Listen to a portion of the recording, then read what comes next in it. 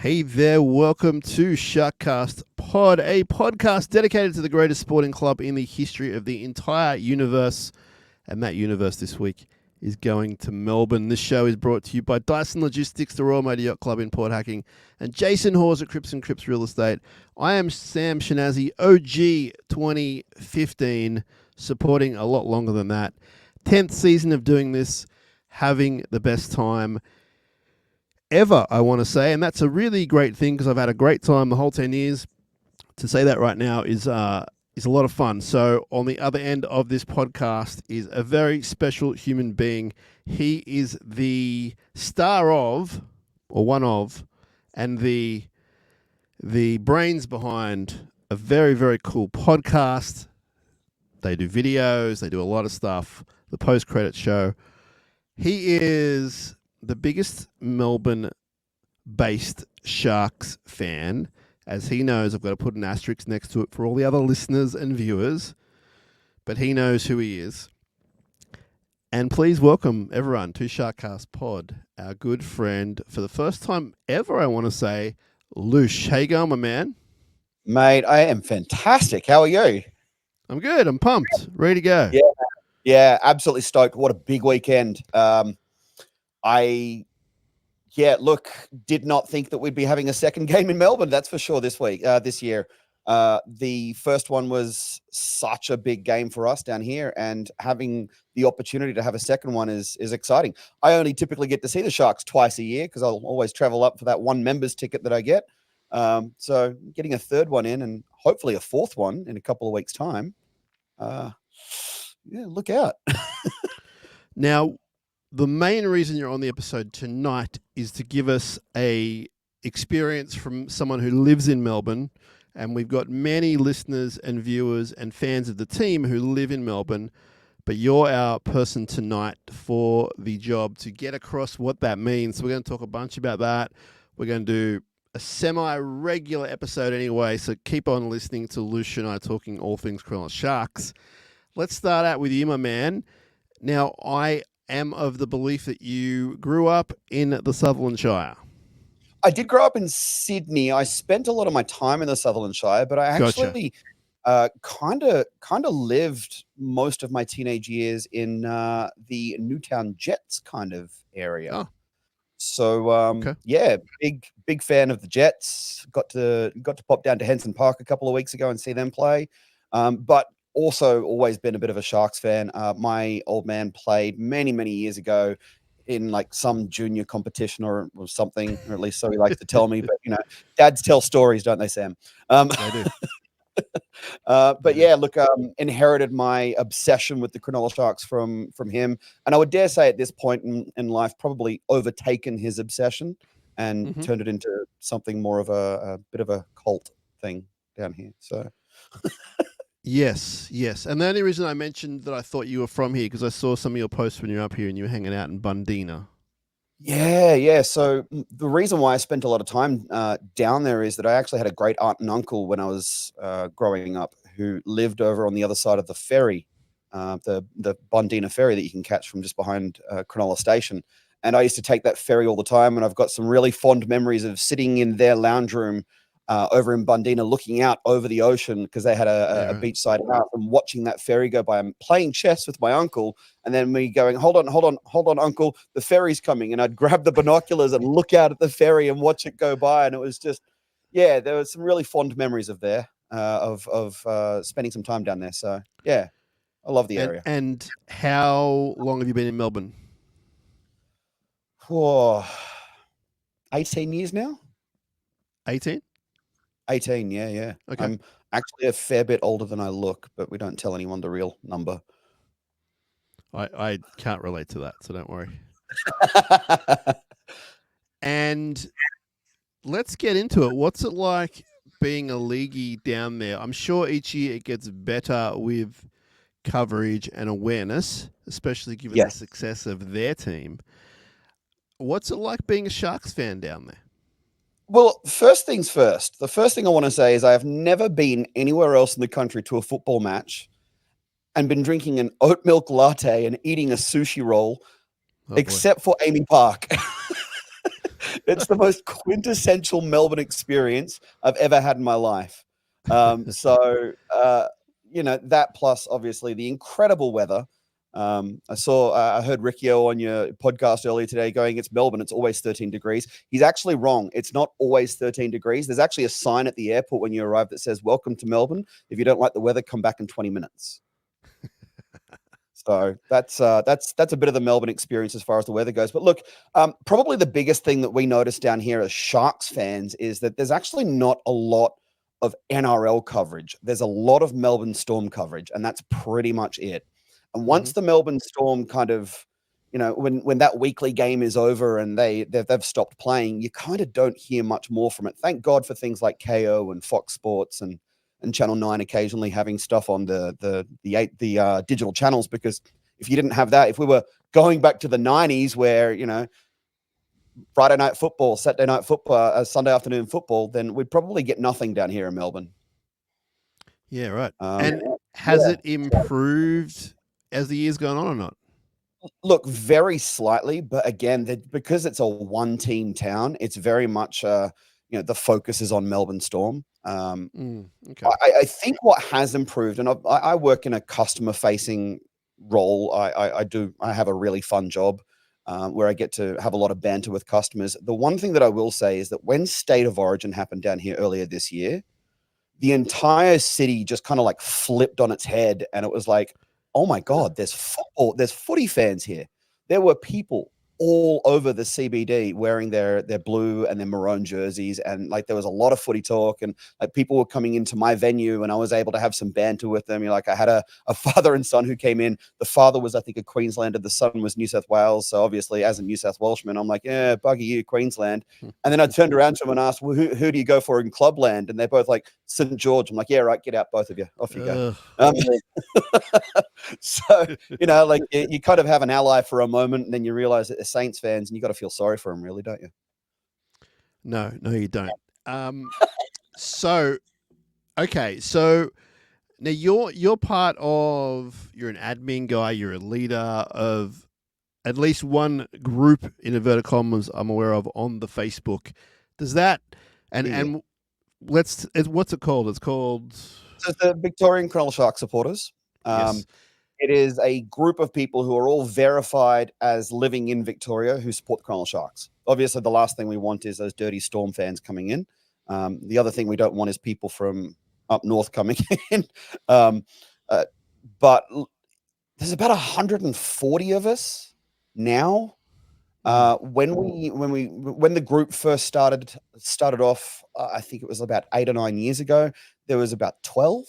And it's just growing exponentially. And I think, like, obviously during COVID, a lot of people moved around the country, and weirdly enough, some people moved down here during COVID. I don't know why they did that, because land of the long white lockdown.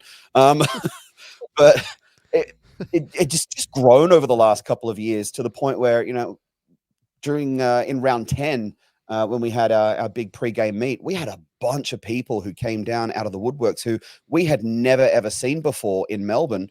And it turns out a lot of them were Melbourne-based people, Victorian-based people. So it was just really exciting to continue to grow that group, and to see that group starting to expand, and to see people wanting to catch up outside of the 1 or 2 Melbourne Storm games that we have down here each year, and wanting to actually create, like, oh, let's go to the pub, let's go to the Rosstown, let's go and find one of the only pubs in the state that'll show rugby league. So it's great. I've got my own little community down here. Some of us catch up at my house. I've got this beautiful big lounge room that overlooks the Dandenong Ranges, big balcony, and catch up for a few brewskis and watch the Sharks game. And if we win, the TV survives. If we don't, we need to find a replacement, because usually remotes go flying. But it is what it is. And I know that a bunch of you are really tight. Like, you've got through life experiences, like good and bad, and I hear from certain listeners who listen to this show who are in that group, and it seems out of all the groups that I'm kind of associated with, it's one of the tighter communities. It definitely is, and we've had a really rough year on an emotional level, on a community level. We've had a couple of really key members of our community who passed away this year, within a couple of months of each other. One of which was Adam, who started this group all these years ago. and another one, Jess, who was infamous for, well, let's just say she really didn't like Ashley Klein. Yes. But I mean, yes, I'm aware of this. So like they both passed away, and we had a bit of I guess you could call it a drum circle at our like a little tight gathering that we had just before the round 10 game, and raised a drink to those two who we really. I think when Talakai scored that last try that put us over the top of the Storm in that game, the prevailing thought was it was Tim who threw the offload, and it was Jess who was cheering him home. So it was really quite emotional. And the Sharks were great as well. Like we reached out to the memberships team there and Dino up there, who really looked after Jess and Adam's family, and invited them into the locker room and got to sing the team song together, which was awesome. It was just fantastic, and it was really good to feel the love from our team. The team that we as a community are so invested in down here, as much as we can be from a completely different state. So, hats off to Dino and the crew up there for doing that. It was incredible. Absolutely. And I remember how tough a time it was for you guys and girls. And I remember, look, not in the moment, I'm not making light of it, in the moment when Talakai scored, but I remember feeling afterwards, seeing everyone talk about it in the group, and remembering what it actually meant, aside from the 2 points and everything else, for you guys. Aside from the fact that it's a rare win in your hometown, the personal connection you had was, you couldn't script it better. So that was definitely. That was the best reason that we won for you guys. And I got to tell you, man. Go ahead. There was a group of us who, like, we were all sitting in the away bay, and that try when Talakai, ball down over the line, everyone went up, Storm supporters went down. Like we were just in tears. It kind of felt like our grand final, because the way the year was playing out, we knew we were finals bound at that point. Yeah, like. We've just beaten Melbourne in Melbourne. We are finals bound. It doesn't matter what happens from here on in. We're going to make the finals. And that's the kind of faith that we had. So it felt like the one game we got to see down here. It was our grand final, which is so crazy to think, because this weekend, listening to a couple of your episodes earlier this week, again, it's a grand final for us. Like we have to play this game like it's a grand final. So it was just such a great experience. Now I was going to say, if anyone listening who is in Melbourne or in the surrounding, in Victoria, they should hit you up on there. Definitely. Yeah, definitely. Come join us. We've had other people who are coming down for the game. They're in touch with me. I'm going to pass on where you're going to be, but you might as well just tell everyone now where you're going to be. Yeah. So we're going to be having some pre-drinks at a cute little outdoor bar called Pink Lemonade, which is right next to Richmond Station. The great thing about Pink Lemonade is they have Brookvale Union on tap, which I absolutely love. And they've also got food, they've got drinks, they've got a great like outdoor deck. There's music, all that kind of stuff, and they are quite literally a 6-minute walk away from Amy Park. So fantastic place to meet up. Really easy to get to. We're going to be there from 1:00, and then at about 4:00, 3:15, we're going to all wander over as a group and hopefully get the win. All right, so we do have a lot of people going down to watch the game, so that's where you need to be, the Pink Lemonade from 1:00. Breaking news, I don't know if you know this, Sam, but the members bay is sold out. Epic, yeah. I think there's going to be a lot of people there. I wouldn't be surprised if the game is pretty close to sold out already. It might be, and I think that there will be a fair representation, considering it's their home ground. I think that if the boys can perform to a certain level throughout the game, we're going to be heard, which is awesome. Definitely. So you have seen us lose a bit down there. Let's not sugarcoat that. Yes. But you mentioned it just before, round 10. Nico goes down 24 hours before. There's a lot of confusion as to what's going to happen. But as we heard in the episode from this morning, Dave Riccio, inside man, told us exactly what went down. And the coach had it. The coach was like, no, we got this. We know what happened with the positional play. When the team lineup was announced at the 24 hours before, an hour before, when you're at the game, you look at your phone, that's the lineup. Whoa, that's a bit intense.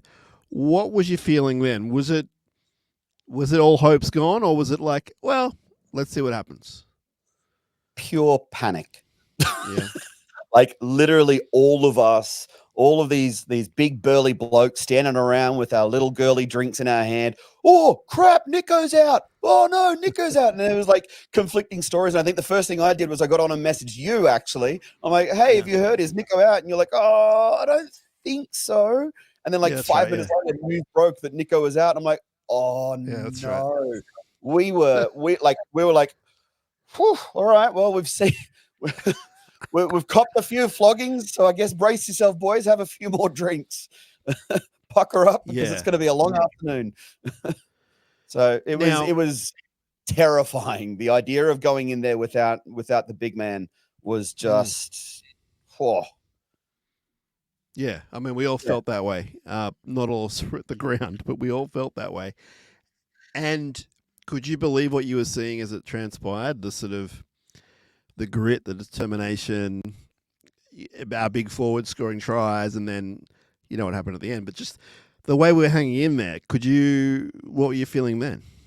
It just felt so like, I think the words going around all afternoon, all evening, and as soon as the game finished was like, man, this feels like it's 2016 all over again. Like it was kind of blowing us all away. Like we hadn't seen our team, you know, we know the story. We know the rhetoric that was going around. Oh, Cronulla Sharks, they can't beat a team in the top 8.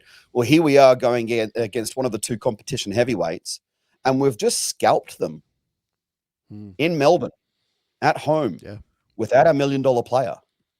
Like it was just pure disbelief that we were able to actually get it over the line. And it was just such an incredible feeling. There was a lot of tears. The team came over and, you know, did the high fives and all that kind of stuff and spent a fair bit of time with us over there in the away bay. And it was just, like I said, it felt like something special was happening this year. And obviously the year, you know, turned out a little bit different to what we all hoped, but you know, after the performance that we just saw on Sunday afternoon against the Eagles, you know, we don't typically have a very good record at Brookie, but you know, we went there, and once again, as Dave and you were talking about earlier today, once again we've gone to someone else's home ground and kicked their teeth in. So it was fantastic.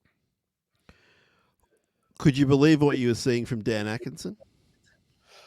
Man, like it was a revelation. Like I think we'd all heard about Dan Atkinson. We'd all heard about this fringe player who's coming up from the Jets. You know, like obviously, you know, we have a couple of different podcasts in Sharkland, and the other guys at the Fins Up were, you know, talking quite a bit about, you know, who this kid is as he's coming up.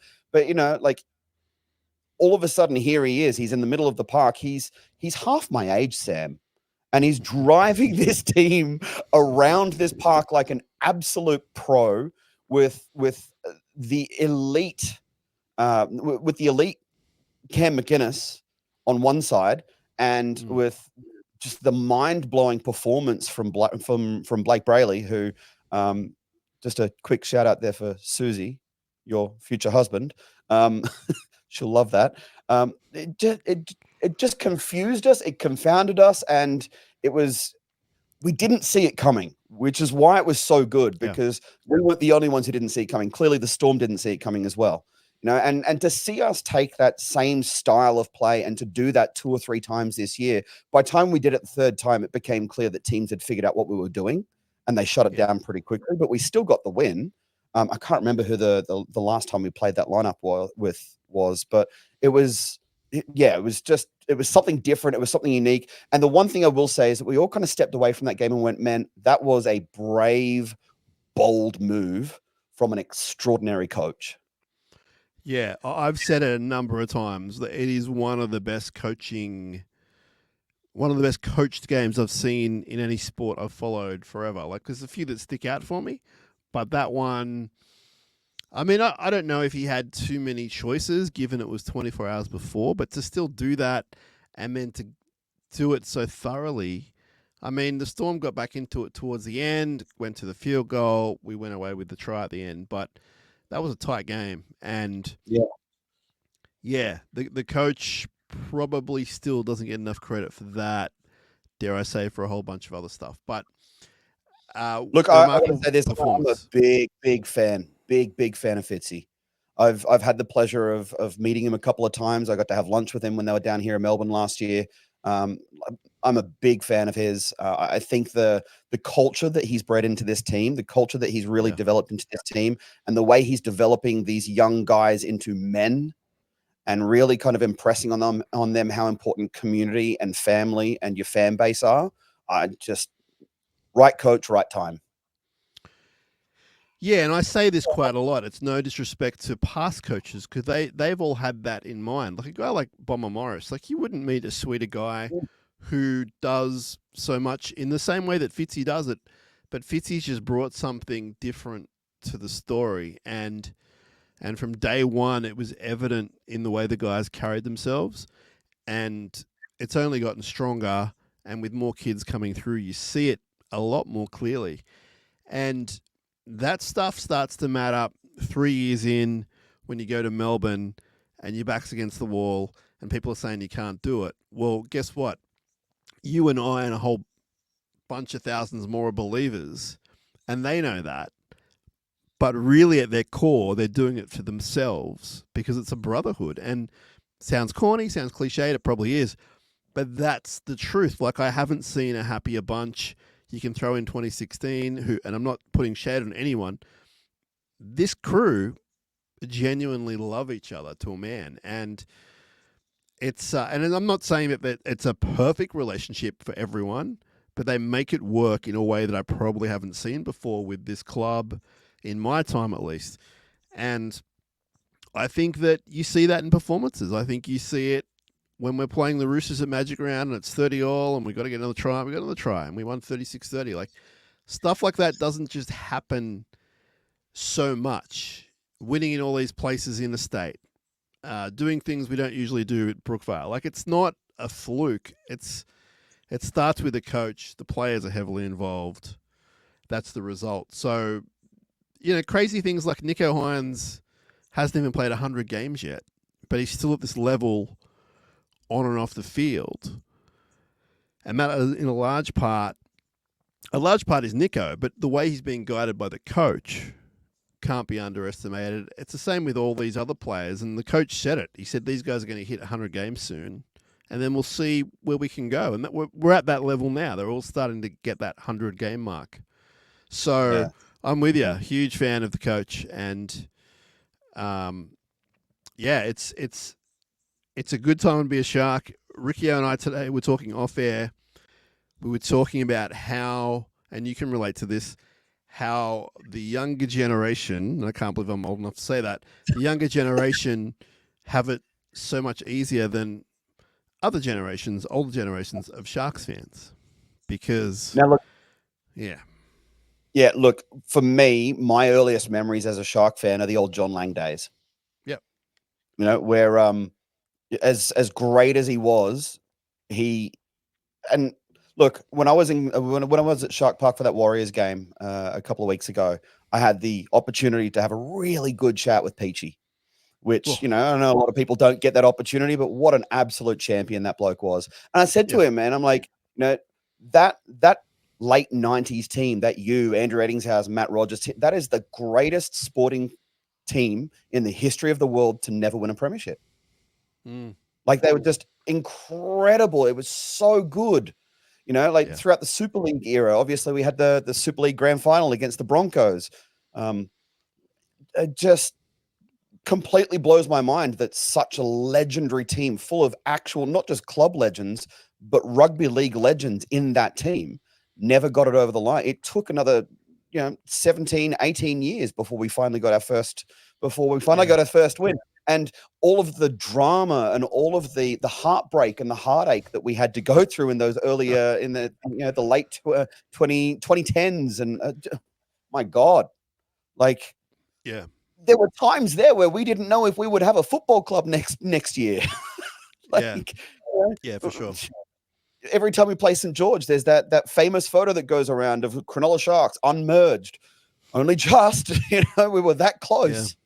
So, and obviously going to the precinct a couple of weeks ago and seeing what they've done in the last 12 months in that precinct and going, holy crap, man, they are building something special in this area of town. So tell us what you thought. So you hadn't been in town for a while. Tell us what you thought. I hadn't been to Shark Park I actually didn't make it up last year, which is probably the first year in about 10 years that I haven't made the annual trip up. So the last time I came up would have been Bulldogs game 2 years ago, like 3 weeks before the end of the regular season. And it was a very, very close win.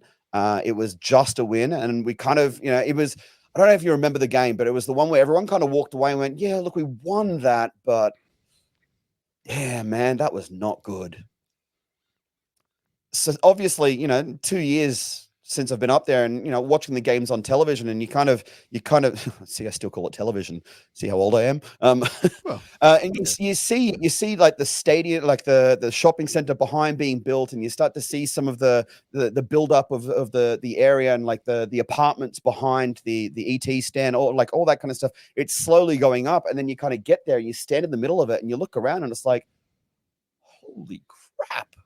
This is incredible. Like going to a shark store that's in what is essentially a shopping center, and there's this massive shark. It's crazy. Like I had so much money to spend. I walked in and I bought this beautiful golden hat with the Sharks logo on it, and bought a squash ball with the Cronulla Sharks logo on it for my dog. And it's very quickly become his favorite ball. But yeah, like I'm just so impressed, and obviously the news that came out today about the Sharks going into partnership with the what do they call the restaurant now? It's not King One anymore. Golden Bay. Golden Bay. Yeah. Amazing. Standing in the football stadium and standing in Shark Park and looking over that side, and seeing all of the people along the window there who are eating dinner with the big windows open and they're cheering I'm just like, this is incredible. It's just such an experience. And it kind of like, I haven't been to Allegiant Stadium over in Vegas yet. But I've got friends who have worked over there, and they've said to me, like the experience is kind of like you go in there and it's a shopping center in there. There's restaurants all around the whole thing, like it's this massive vibe. And then going to Shark Park, I'm like, I see what they're trying to build. Now it's never going to be Allegiant Stadium. No. But it can be a mini Allegiant Stadium, right? Like it's got that kind of vibe, right? And obviously it feels like, I tell you what really surprised me. Yeah. The toilet block is gone. That's for the best. Yeah. Yeah, thank God. I was going to say, Loosh, I don't think of Allegiant Stadium when I think of our beautiful Shark Park, but I'm glad that you do. The tech, man, it's right up there. I mean, you're right about the store. Like I was there today buying some gifts for my kid's birthday, and it wasn't lost on me. And I've been there, I don't know, like 4 or 5 times. And it wasn't lost on me that this is pretty cool. Like I'm in a superstore about the Sharks, and I was talking to Ash and a few people behind the counter, and they had the game on, and it was just, you could just live in there, right? Like it's just a great place. Yeah, and commercially it's awesome. And then you walk around the corner, and I didn't know until everyone knew about the fact that they've bought into the Chinese restaurant, which is a great investment because it's very popular. And I now feel better going there because I've been there probably 7 or 8 times since it opened, and I feel better giving my money to the Sharks via them. So that's a great move. Yeah. But you're right. Like it's a work in progress. The Leagues Club is still to come. Obviously, we'll see what happens there. But I would imagine, for you who haven't been around much to see that, you would have been pretty stoked. It was exciting. It was exciting to walk around. It was exciting to walk from the Sharks store down towards the main street entrance, but taking a right down towards the food court, which takes you around to the Chinese restaurant, and being inside the restaurant, being able to see the stadium while the sprinklers were on at 9 o'clock in the morning, the day of the game. It was like, get me in there. So it was incredible. It was a really great experience to see what we've developed there. And I know, I know that a lot of the listeners that you've got here have probably spent a hell of a lot more time there than what I have, but take it from someone who doesn't get to go there very often, it still feels very special to us Sharks fans who are interstate. Like it still has this spiritual feeling to it almost. It's like, this is home. Yeah, that's an amazing point. That is an amazing point. I personally, hand on my heart, can tell you I never take it for granted. I'm not suggesting others do, but I could also see your point of view and going, man, I got to get here more often. If only I could. Yada yada yada. So I'm glad you still feel that way about it when you go there. That's really good news. They're still doing something right. It did very genuinely make me start to consider if it's time to pack up and move back to Sydney. Not going to lie. Interesting. All right, we can talk about that. Just off the record, off subject, I should say. Are you going to Allegiant Stadium in the next 6 to 7 months? Oh, I'm really, really planning to. I'm really hoping to. Okay. Yeah, look, I was definitely one of the people that ticked yes when the email came through. Yes, I'd be pretty keen to do it. I probably, yeah. Look, I definitely love to. Okay. What an incredible experience that's going to be. Yeah, yeah. I think that there are a lot of people that would like to do it as well, and my only hope is that those people get to do it if they can. So, now the question is SharkCast going to do it? SharkCast are doing it. We're going to do some shows. Amazing. And we're going to have some fun. So if you're over there, you're welcome to grab a mic.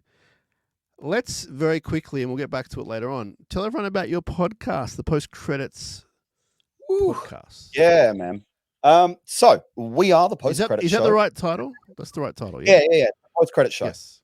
Yeah. Yep. So everything pop culture, so everything nerd culture, pop culture. So we're talking things like Disney, Marvel, DC, Star Wars, Netflix, wrestling, of course, WWE in particular. We talk about everything that's going on in pop culture. We have like a pop culture weekly episode where we talk about the news of the week, everything that's going on in pop culture land. We do interviews. We actually did this fantastic interview about 6 months ago with Jason Page, who is the voice of the Pokemon song, which was incredible. So we got to sit there and talk to this guy, and then all of a sudden he pulls out a guitar and just starts playing the Pokemon song live on our broadcast. And it was just incredible. Like he's such an absolute dude. But also one of the other interviews that I really, really enjoyed. Did you ever watch back in the 1990s, the Street Fighter movie with Jean-Claude Van Damme, Kylie Minogue, and Raul Julia? Yeah. Do you remember Vega, the guy with the claws, with the steel mask and the claws? Yeah. We interviewed him. We had the opportunity. So his name's Jay Tavares. And he's based over in LA, and absolute champion. And he just gave us so much of his time. He was so generous with his time, and showed us a couple of the props and some of the design stuff that he had. He still has the mask. He still has the claws. So we put that on. Man, this guy was my age when he was my age now when I was watching that movie, and he is still ripped, and it is offensive how fit this guy is, man. But he's an absolute dude, and we had such a great time getting to know him, getting to talk to him. He's actually going to be putting us in touch with very soon, and this is almost confirmed, so I'm okay to talk about it, with the director of the Die Hard franchise. Oh, wow. Who is the same guy who directed the Street Fighter movie. So, yeah, a little bit more news on that to come somewhere down the track. But, yeah. We love it. We love talking about pop culture. We love nerding out. I've got all of these weird little, I'm a bit of an Iron Man nerd. So now, so we're actually tell me about who you do the show with. So my best mate Lockie, who is an absolute Sharks nutcase as well, which is unreal. Yes. And I got another guy who we've just brought on a couple of weeks ago, who is a bit more Gen Z leaning. His name's Brody. So he's a young guy who he's a live wire, man. Like he's like a firecracker. You light the end of him and he just explodes. Anyway, he's just an exceptionally funny, weird, crazy guy. And he's bringing so many great new ideas to the table with us. So we're actually going to record. We're going to record an episode on Sunday, so the day after our Sharks game. We're going to record an episode where Brody, Lockie, and I are going to have to decorate a cake whilst hungover from the night before. Why? Why not? What Why Lockie not? doesn't know is that we're actually going to exchange the sugar for salt, and we're going to put like Tabasco sauce in his. So, and like the person who decorates their cake the worst is going to have to do a punishment. And what we haven't told Lockie yet is that the punishment is going to be he's going to have to put a whole bunch of red lipstick on, wear a Borat thong, and walk through a pub and walk up to the bar and order a drink. Man, you guys are crazy down there. What about that? And what else do you do when you only get one game a year? Well, you get got to make our own fun. So yeah, no, it's a lot of fun, man. It's a lot of fun. So if you want to give us a follow or a like or even a watch, we are on YouTube, we're on Spotify, we're on Apple Podcasts, we're on Instagram, all the social media stuff. So it's at the Post Credit Show. You'll know it's us because our logo is a little cartoon popcorn bucket. I think we named him Clive. I don't know why, but Clive just felt like an appropriate nerdy name. So for all of our listeners, I need to double down on that. Two Sharks fans doing a pop culture podcast. Enough said, right? Like and subscribe. We love it.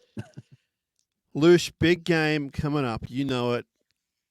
How were you? When did you realize this was going to happen? I don't mean officially. When did you get an inkling that this was going to be a thing? Look, I think it's been about 4 weeks now where we're like, okay, cool, lockdown 4th spot, and a couple of results went our way in the last 2 rounds. Obviously, that Warriors game was a cause for concern for us because we're like, we don't want to go to Penrith. We absolutely do not want to go to Penrith. I would rather play in Melbourne than play in Penrith. Is it fair to say that once Melbourne locked it in, you were hoping we were coming fourth? Yes. Okay. 100%. Yep. Gotcha. Look, there was a time there where, is it going to be us versus the Roosters? If so, happy with that. Don't care whether or not it's probably not going to be at Shark Park. It might have been at Shark Park. That age-old conversation might have been struck up again. But as soon as we knew, that's an interesting conversation, and I'm going to leave it right there. I don't know if there's enough toilet facilities there now, is there? At least you're not eyeballing the bloke on the other side of the wall anymore. But yeah, good game. Mate, the world knows this. Whenever I can, I like my privacy. I'm going to wait. I wait my turn. But yeah, look, no, definitely about 4 weeks ago, we were kind of sitting there looking at the table going, oh man, I feel better about going to Melbourne than I do about going to Penrith. I'd be okay if it was the Roosters. Yeah. But I mean, I want to see this. I want to see us play against. Come to Melbourne. We know we've done it in Melbourne. This is the thing, right? Like, I reckon we're going to be in their head a little bit because they know that we are one of the only surviving teams for the rest of the year that have actually beaten them down here. That's going to be in their head. They're going to be thinking about that when they're prepping for their game. Yeah. Yeah, I think that they're going to try and wrestle the heck out of us, do that classic Melbourne thing. They don't need to. They can play brilliant football as we've seen all year, but I think it's going to be a bit of a trench warfare kind of vibe, and we've got to hope that our guys can keep the ball in play and keep that energy up, and we'll rack up some points. But super excited for all you guys and girls down in Melbourne. It's awesome. I did promise you that I was going to come down to the next Melbourne game. That promise is broken. It's not happening, but there's always next year. So, all right, I'm here for you instead. Yes, you're on the show. You're our number one Melbourne-based fan with an asterisk next to it, only just to not offend everyone else. There's no asterisk, and they all know it. Now, not a lot of news floating around Sharkland as far as contracts and that kind of thing go. There is some lower grade action, which is awesome. Both the New South Wales Cup and the Flag are alive, and they're playing on Saturday, I believe. Is that right? Sunday, I think it might be. You can look it up at Yacht. which is great. NRLW is at midday on Saturday. So when you're at the pub at the Pink Lemonade, do they have the Fox Sports on? They do. But also, we've all got phones, and most of us have got KO. I will say the one thing that I did ask Pink Lemonade when I made the booking is, here is a link to a YouTube song. If you could play this at some point while we're there. So we'll see if they play Up Cronulla for us pre-game. You want to go early? You want to play it early? I just want to peeve off all of the Storm supporters, because it's a popular bar. There's going to be a lot of people there. I just want all the Storm supporters to just stop what they're doing and look around and go, "The hell is this?" So it's a Storm hang as well? Yeah. It's a Storm hang as well. Actually, funny story. The first time we did Pink Lemonade, they have this amazing dance floor. As the night goes on, the lights go down, the sun sets, all that, and their dance floor lights up to be like these pink floor tiles. The downside with those floor tiles is that they're really slippery. And the first time that we went there was a bloke who was walking across the dance floor with a plate of food in his hand, and he slipped over and the plate went flying up in the air all over him, tomato sauce all over him. And the first thing, without thinking twice, I turned around to him and went, "It's all right, man. I got another jersey for you. You can wear this one instead," and threw him a spare Sharks jersey. Turns out he was a Storm supporter. It's like, no, man, I'd rather wear the tomato sauce Storm jersey. So yeah, it was pretty funny. You had to be there. Slippery dance floor. Yeah, but we hang at the front of the venue where the live music is, so it's all good. We don't have to worry about the dance floor. So NRLW midday against the Broncos. Tough game, but we need to bounce back after last week's loss to the Roosters. It was a shocking loss in all manners of the word, and I get the feeling that they're going to do that, and it's going to be a tough one. Brisbane are pretty good, but I think the Sharks are going to bounce back well on that. So midday Saturday. Now, we're going to get to some mail shortly. I did get a heads up, though, from a long-time listener, great friend of ours, Mark, and he said that he watched NRL 360 tonight, and he said in the first segment, so the main segment, the breakdown of the 4 games was this.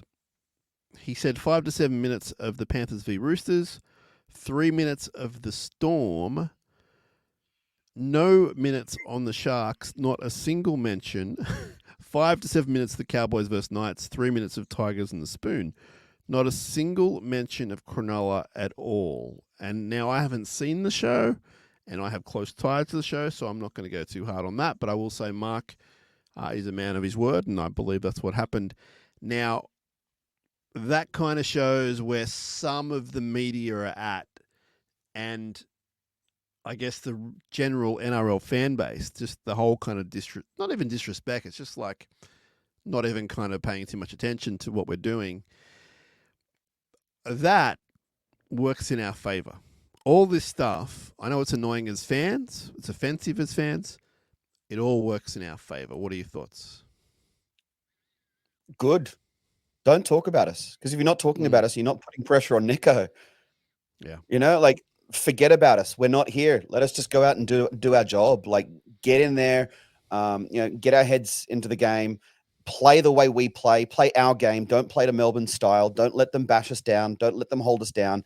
Get that speed going. Just forget about us. We're not there. This is just the Melbourne Storm show. Yeah, great point. And I think the more we fly under the radar, the better. As you said, less pressure on individual players and as a collective.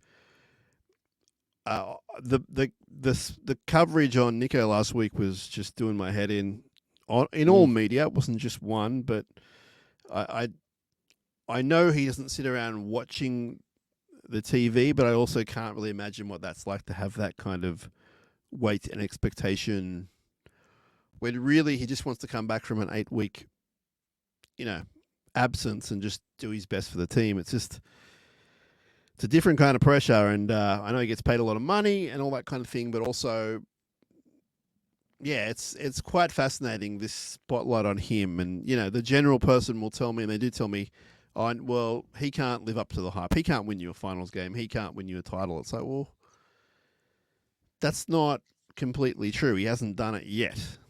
Doesn't mean he can't do it. If you're winning a Dally M by record points, I'm going to back you in at some point to have a really great, complete final series. So I'm all for the disrespect. I'm with you. And I will say this, Loosh, this is the first year that I've experienced in my 10 years of covering them, feeling back from the players that they actually know they're being disrespected and it actually is being used in a positive way. And that's good. Yeah, that's great. And, that's the thing for us, like we don't really care about the hype. We don't really care about the media. I don't really care about the media coverage. All the media coverage I need comes from SharkCast, from the Cronulla Sharks mailing list, because that's where I get the information about my team from, the people who know my team inside out. Like, no disrespect to the media, no disrespect to the people who work in it and the former legends, the former players who are now legends who are involved with the media, but like, underestimate us at your peril. Yeah, for sure. We'll see you in 3 weeks, in 4 weeks down at the grand final. Yeah, you'll be I talking hope about so. us then. I hope so. Loosh, let's get on to a bit of mail because we've got a bit to get through, and then we'll get back to the awesome Storm Sharks first week finals game. But a few things going around here on the YouTube. So we're pretty new to YouTube, Loosh. I know you're all over it. I'm sort of new to it, and I sound like an old man saying that. We're new after 9 years of podcasting. The 10th year we put it on YouTube. So if everyone wants to subscribe, all that stuff helps. But our regular viewer, I don't know the person's name, but they're called Aussie All the Way, said great interviews with questions other than the norm last week when we interviewed Tall Tom, Britton, Sione and Kale. So thank you very much for that comment. Jacob has written to us and said, seeing Britt and Teague run hard lines wide with support pushing up and rattling edges, it seems moving our attacking lines onto the soft edges was a masterstroke in coaching. Now, Jacob is taking credit for that because he wrote to us prior to that happening and told us to do it. He said, if you could pass on my details to the coaching staff, I'd gladly relocate to help the boys do a generational defining premiership run to rival Penrith in the years to come. Up. That's from Jacob. Appreciate you, Jacob, listening. Thank you for being the genius that you are. Blake says, great win. I've been critical of this team, but that was a great win heading into the finals. Talakai is brilliant in yardage runs from centre, but an absolute traffic cone in defence. If Ramian doesn't play, I guess it has to be Atkinson. So let's talk about that for a second. Jesse's under an injury cloud. We know this to be factual. He's been named to play. He'll be given up until, I would imagine, captain's run to get it right. If he wasn't to play, who would you be picking in the centres? Oh, it's a really hard decision because, like, you've obviously got Talakai who has played in the centres before, but he does tend to be a bit of a turnstile at times. Obviously, against the Melbourne Storm, you want to have the best defensive players on the field, obviously the best attacking players as well, but like the best defensive players on the field because they are going to be pushing on our line all game. They're going to be doing everything they can and they're going to be exploiting every single weakness that they know that we have. And it's kind of documented that Talakai is a little bit weaker in defense, but at the same time, the man is an absolute wrecking ball. Yeah. I reckon I keep him coming off the bench and I put Atco in there. Because I think that impact from Talakai off the bench, it's just too important. Oh, he's in the 17. It's just, yeah. So you would go Atco at centre? I reckon. All right. What would you do? I'd like to hear that. This is why I'm not coach. Like, I would write to Peter V'landys and say, I've been watching this thing called the NFL, and they have two different sets of positions. They've got the offense and the defense. That's what I'd be saying to him. I'm out. Yeah, I don't know, man. Like, I guess you got to weigh up what you need most. You know, we had Riccio on record as a spoiler saying that he would go Talakai for the yardage meters. I have seen, like everyone, Sifa be run around. Like, his defense is fine. He just can't move as quick as the other guys laterally. So when I say his defense is fine, he can tackle.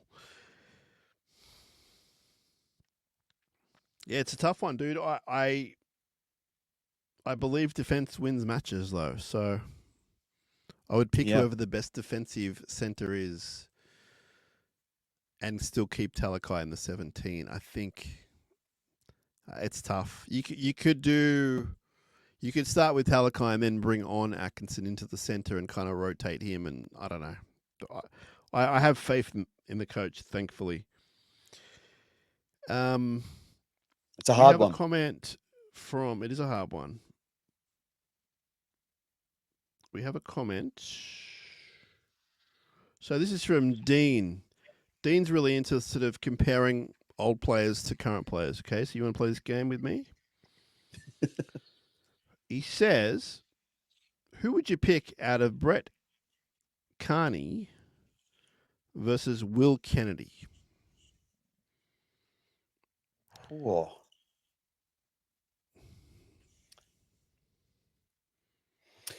See, I'm concerned about recency bias. Yeah, sure. But I think for the style of football, like if I'm picking this player for this team this year, it has to be Kennedy. Yeah, I agree. Brett Carney was a really good player who played above his weight, above his height, and could play. I think he might have come into the grade as a half. I think, but ended up at fullback, especially in 2008, and had a great year. So, great memories of him. But I would go Will Kennedy with all respect.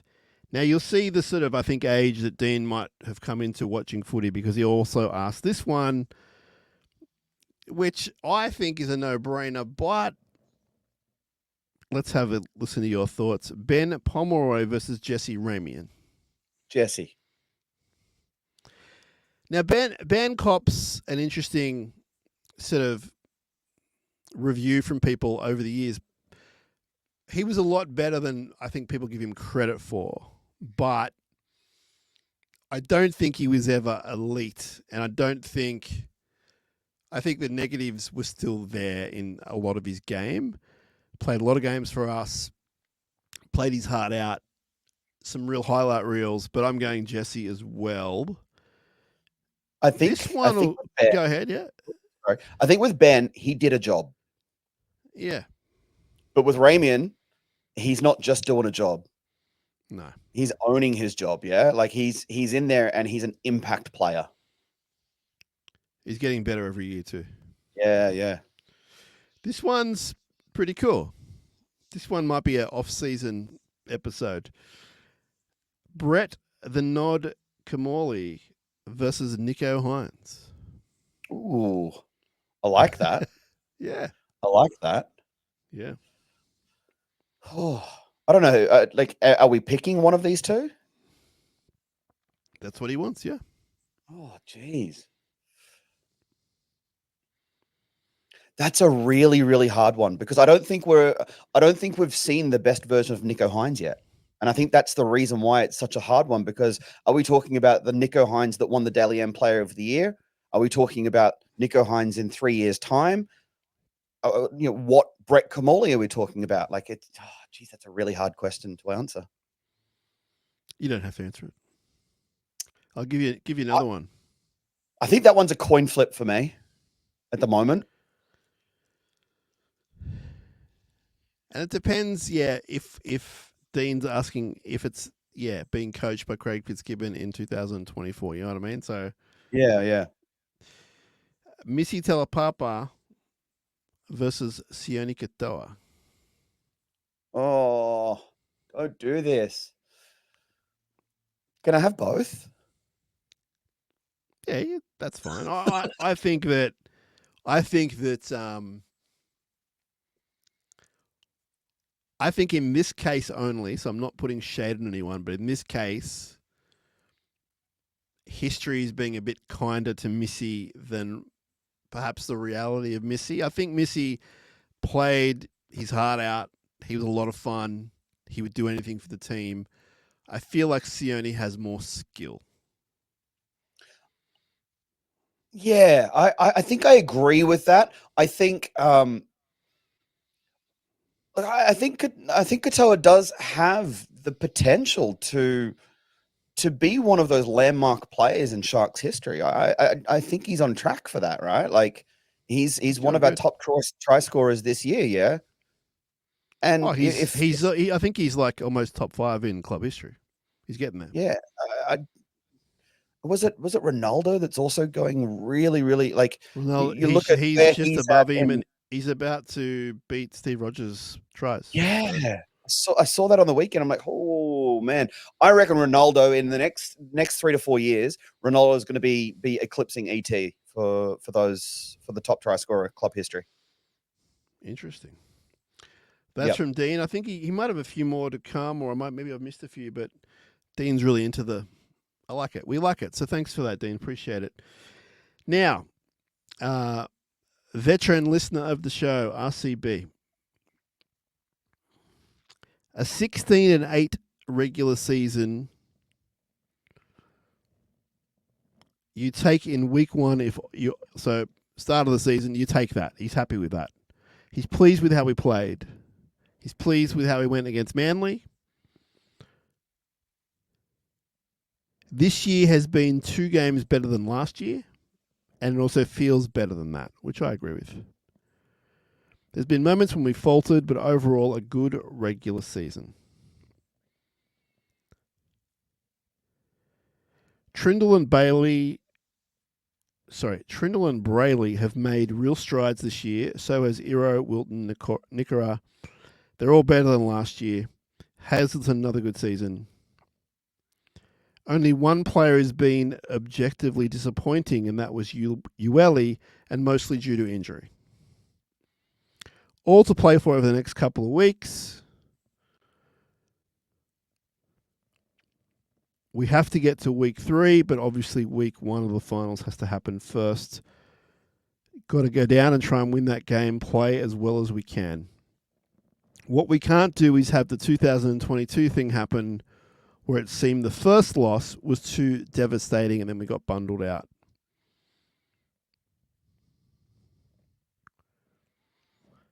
Gives us some praise for the post-game reviews, which thank you very much.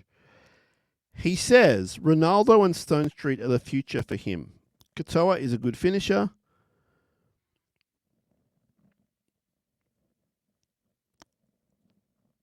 And he said Brayley is now the key to Cronulla's game.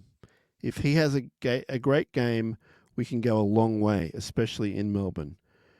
We've been here before. It can be done. Outsiders in Melbourne, it can be done. So I think RCB is starting to believe, Loosh, which is when he's believing, we're all believing. So thank you very much for that. He's such a deep thinker. I love it.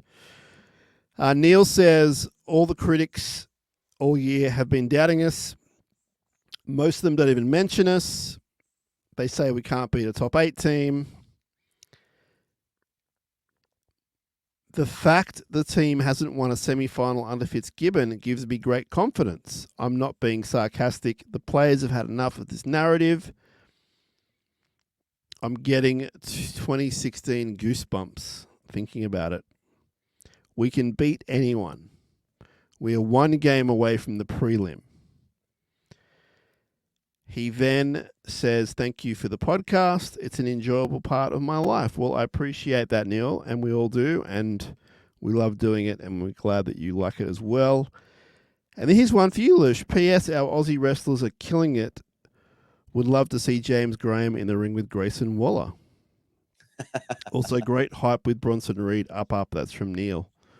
Any updates on what's going on there with James Graham and what's that? Is that a tsunami with Bronson Reed? Oh my God! Oh, what a legend! Any news on James Graham and Grayson Waller? Because I heard something a while ago, but I haven't kept up with it. So I'm not too sure about James Graham and Grayson Waller. I know that one of the local wrestlers here that Grayson used to wrestle with called him out this week, and Grayson did a video today throwing it back at him and go, man, why don't you just go wrestle some ex-NRL flog while I go and make money over in the WWE? So I thought that was fantastic. I think, Okay. man, Grayson's promo work is elite. Like, I absolutely love how, without even trying, he's just got that wooden spoon and he's just stirring the crap out of people. It's just, I love it. I live for it. Aussie wrestlers right now. Oh, surely it's leading to something. it's got to be. It's got to be. And the forbidden door is open, man. You got TNA working with WWE now. So, there is, who knows? Like, it'd actually be really great to see I don't Grayson think over here. James Graham should really be wrestling, even though some people out there think it's not a real sport. I don't know if, given the way that we know that he's suffered some things in his life through football, I don't know if he should be getting into the squared circle. But anyway, that's from Neil. Thank you very much, Neil. Appreciate you. Marlon has been in touch. He says, I love this era's playing group. We're not as renowned as 2016. I feel we're probably less of a chance than 2016, but I believe it works out to be even more special if we can pull it off and have a good crack, as the Sharks' identity has always been the underdog. That's very true. He said, P.S. I feel a foreshadowing moment when watching back at the end of the Panthers Storm 2021 prelim, and you can see Nico and Dan Atkinson in the background. Yeah, they were both at Melbourne. There you go. Up the Sharks. That's from Marlon. That's a great point that he says that we're all starting to believe that it could be something special this year, if not this year, next year. But he's right. Like, even our most renowned player this year, no one really rates. So it's kind of a good story of the underdog. I mean, that would be just the sweetest. I don't know if revenge is the right word, but just for us, just to go, hey, look at our number 7. Look what he did this season. I don't disagree with that one. Thank you to Shane, who wrote in with some ideas for some things away from the podcast. Appreciate that, Shane. And he also has some nice things to say about the potty. So he listens in the man cave or in the car. That's from Shane. So thank you very much, Shane. Appreciate you. Now, Jamie has been in touch.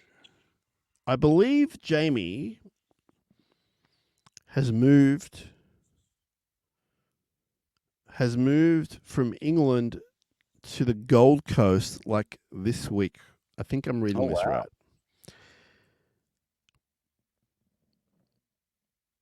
So the Sharks, he's just discovered the Sharks NRL team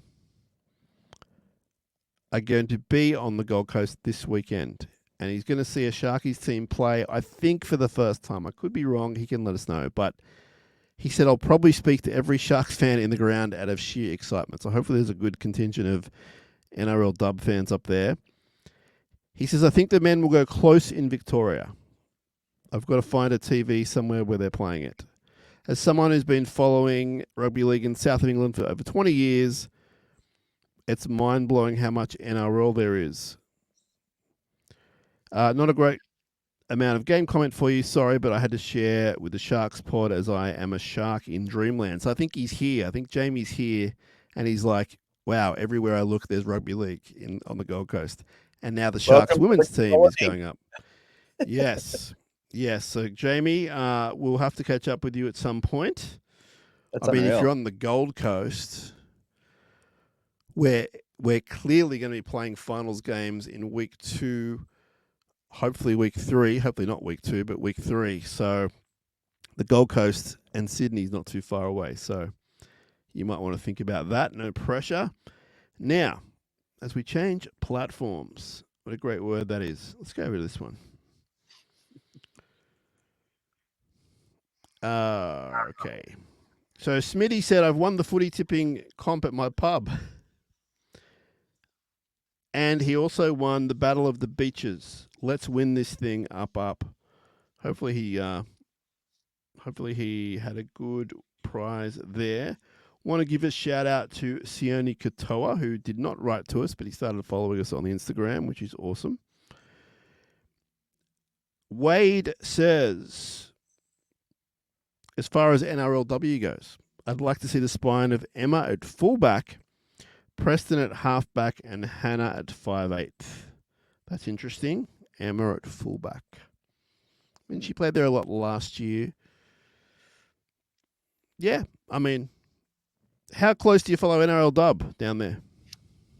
I'm starting to get into it. I tend to work a fair few weekend daytimes, so it's been a little bit harder to follow for me. But I did actually,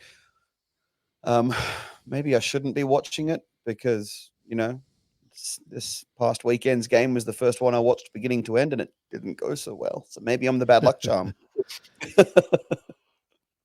Steve's been in touch with some great messages, which I need to reply to him about. I'm such a bad replier, and I apologize. He did say this: I don't have a question, I have a statement. We're going to Melbourne and we're going to win. Thank you for the podcast. Thank you for the co-host. I love the podcast. Keep up the amazing work. And he also happened to listen to a podcast called Life's a Mitch, which I, Sam Shinazzi, was a guest on. And you can find that in our feed from a couple of weeks ago. And it's basically Mitch and I talking about podcasting, life, and some Sharks as well. So I'm glad you got into that, Steve. Steve's in Brisbane. Hope you're doing well. Reese says, I've got a few questions. Has there been a better debut season, I think he means complete season, for a Sharks player than Tall Tom? What are your thoughts on that? I am a big fan of Tall Tom Hazelton. He's just what can you say after this season? Like, he's one of our he's in our top 5 try scorers this year, if I read that correctly, which is just crazy. Like, what a legend. But when you're comparing debut seasons, I think we've got 2 in there this season, being Kailiro as well. Like, both of them have just been incredible revelations this season. Like, I think Kailiro is potentially up for Daily M Rookie of the Year, if I'm not mistaken. Hopefully. I don't know how that works sometimes with having played a game previously, but hopefully, because he'd give it a shake, that's for sure. Yeah. Honestly, Iro and Hazelton have just been incredible this year. Like, I love watching Tom get out there. I love watching him bust the line. I love watching him, the energy on the field when he's on the field, it just lifts, like, especially when he's close to the line. When he's running at that line, it's like, oh my God, he's going to go over again. He's going to go over again. And when he does, it's just like, you just can't believe it. There's just so much joy watching him play. You know what I mean? Yeah. Yeah. It's not always the case when you have a guy who's that big, who's also that good and that talented and that skillful. Like, he had a try assist last week, and it's not rare, but it's also not necessarily every player who's that tall and that big, they're going to be that good. Like, sometimes they're clumsy, sometimes they just don't have the hands. But he's got a lot of good attributes. And again, you're talking about a guy who's pretty young for a footballer in that position. So he's got some growing to do, probably not body-wise, but he's got growing to do as a footballer, and I think he's only going to get better. Reese says, yeah. Reese says, how do you think our junior development is progressing in comparison to other clubs like the Dogs and Penrith?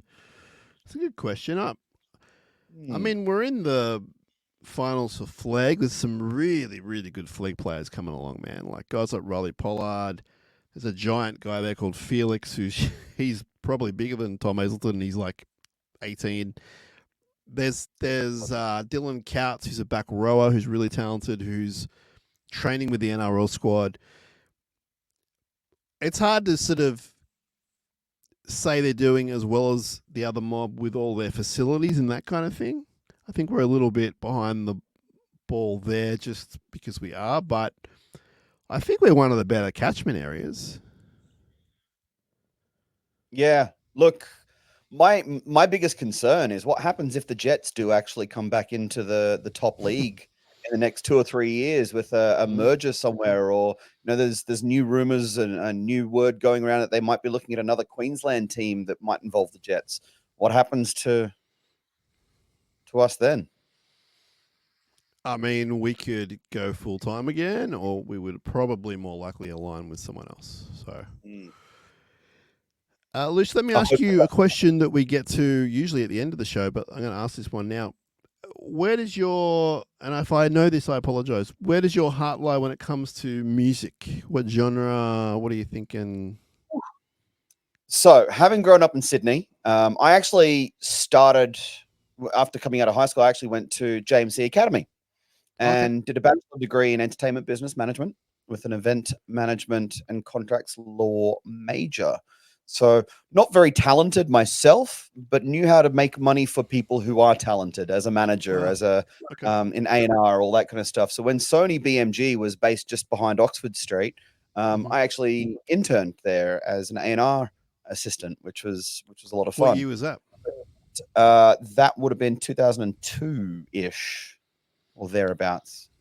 Interesting. Can I ask, do you remember who the A&R guys were?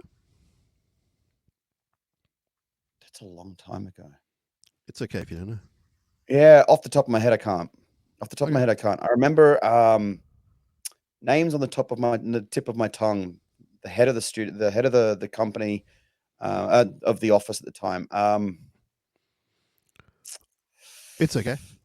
Yeah, no, I can't remember the exact name, but I kind of very quickly moved out of working with mainstream music and started working in the Sydney progressive rock scene. Okay. I love my progressive rock. I don't know if you ever heard of a band called Breaking Orbit in Sydney in the early to mid 2000s. I know the name, yeah. They were exceptional, and I was their manager.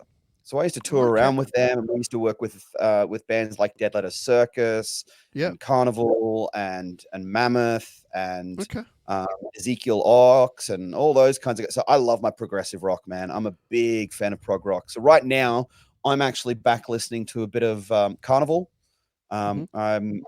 It's not uncommon to hear Carnival on the work playlist while people are coming in to visit. Yeah, that's probably where my heart lies at the moment. Again, I kind of go through phases where I'll like move around a little bit, and I was listening to a bit of Jelly Roll a couple of months back, so that was a lot of fun. But yeah, no, back in the prog rock scene. In 0203, Sony had a strong interest in releasing what would become my debut album. It didn't get across the line, but I had several, shall we say, meetings in that establishment. Oh so my God, we might have actually you might have got me a coffee or something. I don't know. Pretty much. But the reason I asked is because Reese says, a bit of a music question, I'm a massive power metal guy.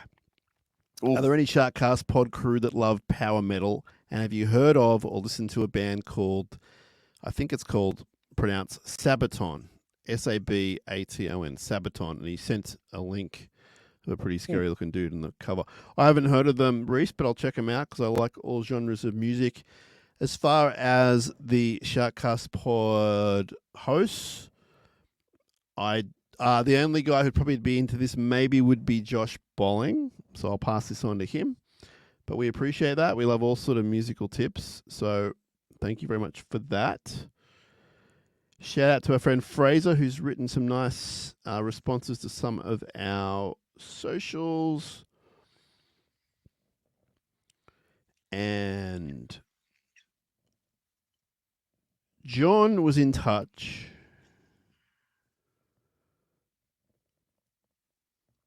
And I missed John's message, Loosh, because when you go to Instagram on your messages, and it's got the messages and there's a few different folders, and it's got like requests right at the end, requested. And Yeah. usually it's like Yep. a Russian girl who's not even Russian, or a girl, she's the bot, and she goes.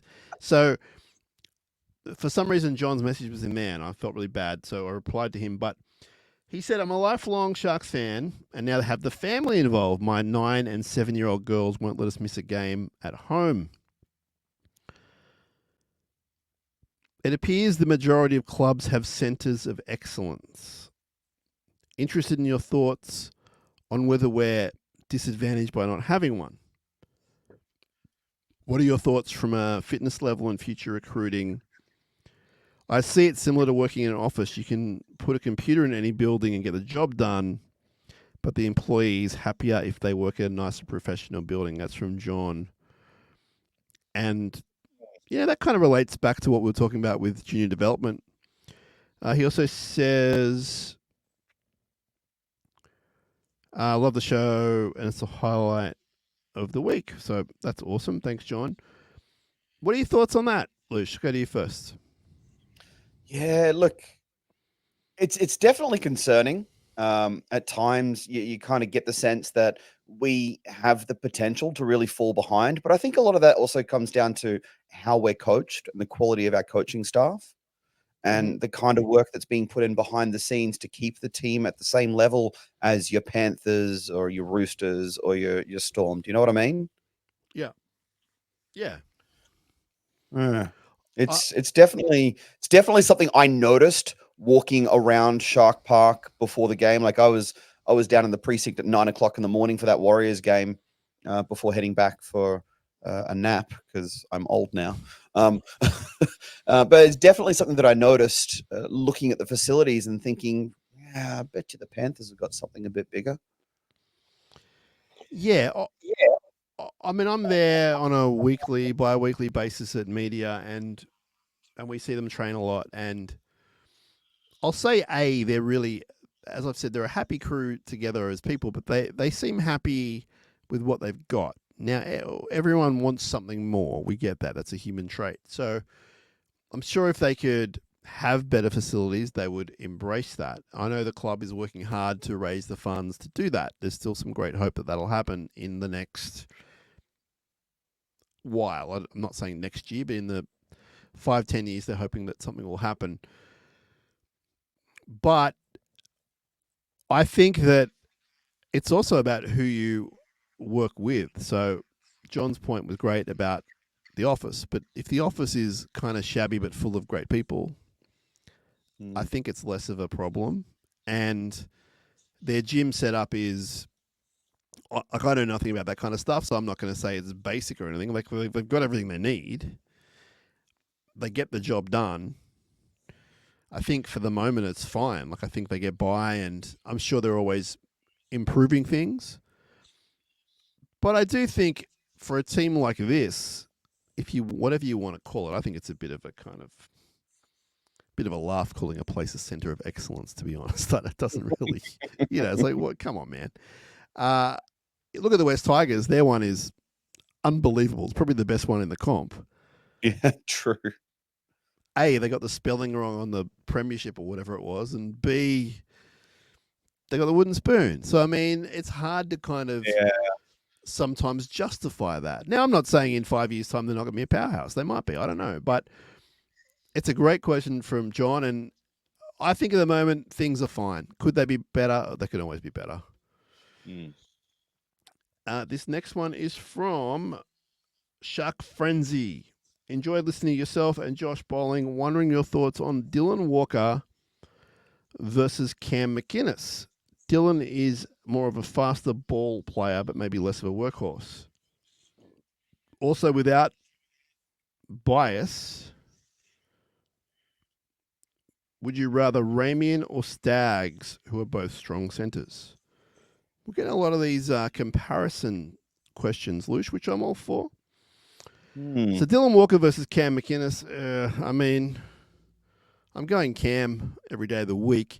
Dylan Walker's a better player than we probably want to give him credit for. And he certainly matured nicely at the Warriors on the field.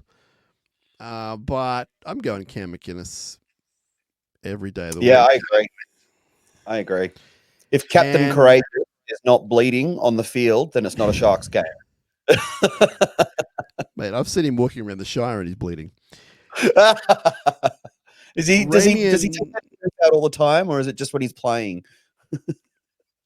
Nah, the tooth's back in when he's socializing, when he's having coffees and that kind of stuff. Ramian versus Katoni Staggs. Look, I think Jesse's a lot more consistent than Katoni Staggs. Katoni Staggs is a great player, no doubt about it. I would not say no to having him in the team. If I had to pick one over the other at the moment, I would take Ramian because I feel like even though Katoni can do the kicks and chases, he can score you a great try, he's pretty physically tough. I feel like Jesse has more variety to his game. So even though it is a little bit of bias, I'm probably going Ramian as well. Yeah, I agree with that one as well. Of the two of them, one of them is playing finals this year. Yeah. I mean, I'd love to see a Staggs play it. And I know it's a cliche, but Staggs play it in Melbourne. Like, he'd be lights out every week, you'd think. Now, here we go. This is from someone else, a different person again, giving us some comparisons. This one I can't answer. I don't know if you can help us out, Loosh.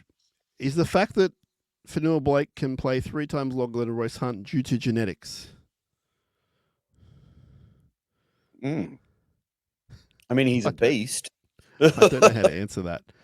Yeah, I don't know. Also wondering what your thoughts are. Here we go. Chris Beattie versus Toby Rudolph. Oh, that one's a harder one. Toby Rudolph in the last 8 weeks, for sure. Toby Rudolph earlier in the season, probably not so much. Toby's been incredible the last few weeks. He has been probably the most improved over the last few weeks. Although I think if I was looking at the most improved across the entire season, I would have to say Oregon Kaufusi. That's not the question. God damn it. It's all very nice. I'm going to say Toby. I'm going to say Toby just because what he's done in the last few weeks and his ability to lift at the right time and to learn the lessons that he's learned. Plus, he's the character. I think, and this is the thing, I think Toby brings so much more to the team than just his ball playing abilities. I think, I get the sense that he's kind of like the heart and soul, part of the heart and soul of the team. The character, the attitude, the workman, like, the workhorse like nature of him. Like, I feel like he's more of a Shark right now. I'm going Chris Beattie. Yeah, okay. You're allowed to be wrong. I mean, Queensland prop, general badass. Yeah, not the most skillful player I've ever seen, but a guy you can rely on week in, week out. Okay. Different era, different game. Yeah. So that's why these comparisons are a little hard, but that's okay. You went Toby, I went the other. Toby's still getting some love. This one, I do like Toby. This one, I'll just read it out. Matt Bickerstaff versus Teague Wilton. Oh, God. I don't even know. I don't know enough about Matt Bickerstaff. You know why you don't know enough about him? Because he had, and again, all respect, he had half a great season in 2002. Yeah, right. Wow. Okay. And a lights-out game in week 2 of the finals against Dragons, like a really memorable game. Very honest toiler, mainly second row, I want to say. He might have played middle. Teague has every attribute known to rugby league greatness. He hasn't reached that yet, but he has those attributes. And I'm taking Teague. Yeah. I'm going to take your lead on that one. Last one is interesting as well. Matt Hilda versus Blake Brayley. Oh, good Lord. See, I am very firmly on Blake Island. You're on with us. Like, Yep. It's getting crowded over here, man. I'm pitching tents on Blake. Like I'm there, man. Like I think that he's just exceptional. The speed that he's playing with at the moment is just next level. I personally haven't seen that from a dummy half in the black, white, and blue for a very long time. Mm-hmm. So you're going him? I'm definitely Blake Island. Yeah, me too. Me too. Matt Hilder was a great, honest player. Played a lot of years for us. May have gone to the Knights. I mean, don't correct me on that because I'm just saying may. But Old waltzing, huh? Jeez, yeah, I haven't heard that in years. Now we're going to keep going through here. It's hard to know when to stop because what I've read out, I think we're gone there. Okay, we're good. So we can close that platform, Loosh. Let's look on this horrible platform. I'm not going to say what it is. I think we all know what one you're talking about. No, don't be silly. Okay, so Elo's written to us. Elo's a ledge. I believe I met him and his son, I want to say, earlier this year. Finally got around to listening to the Life's a Mitch episode you were on. I just kept coming back to it. I wanted to say it was a really enjoyable listen, so thank you very much.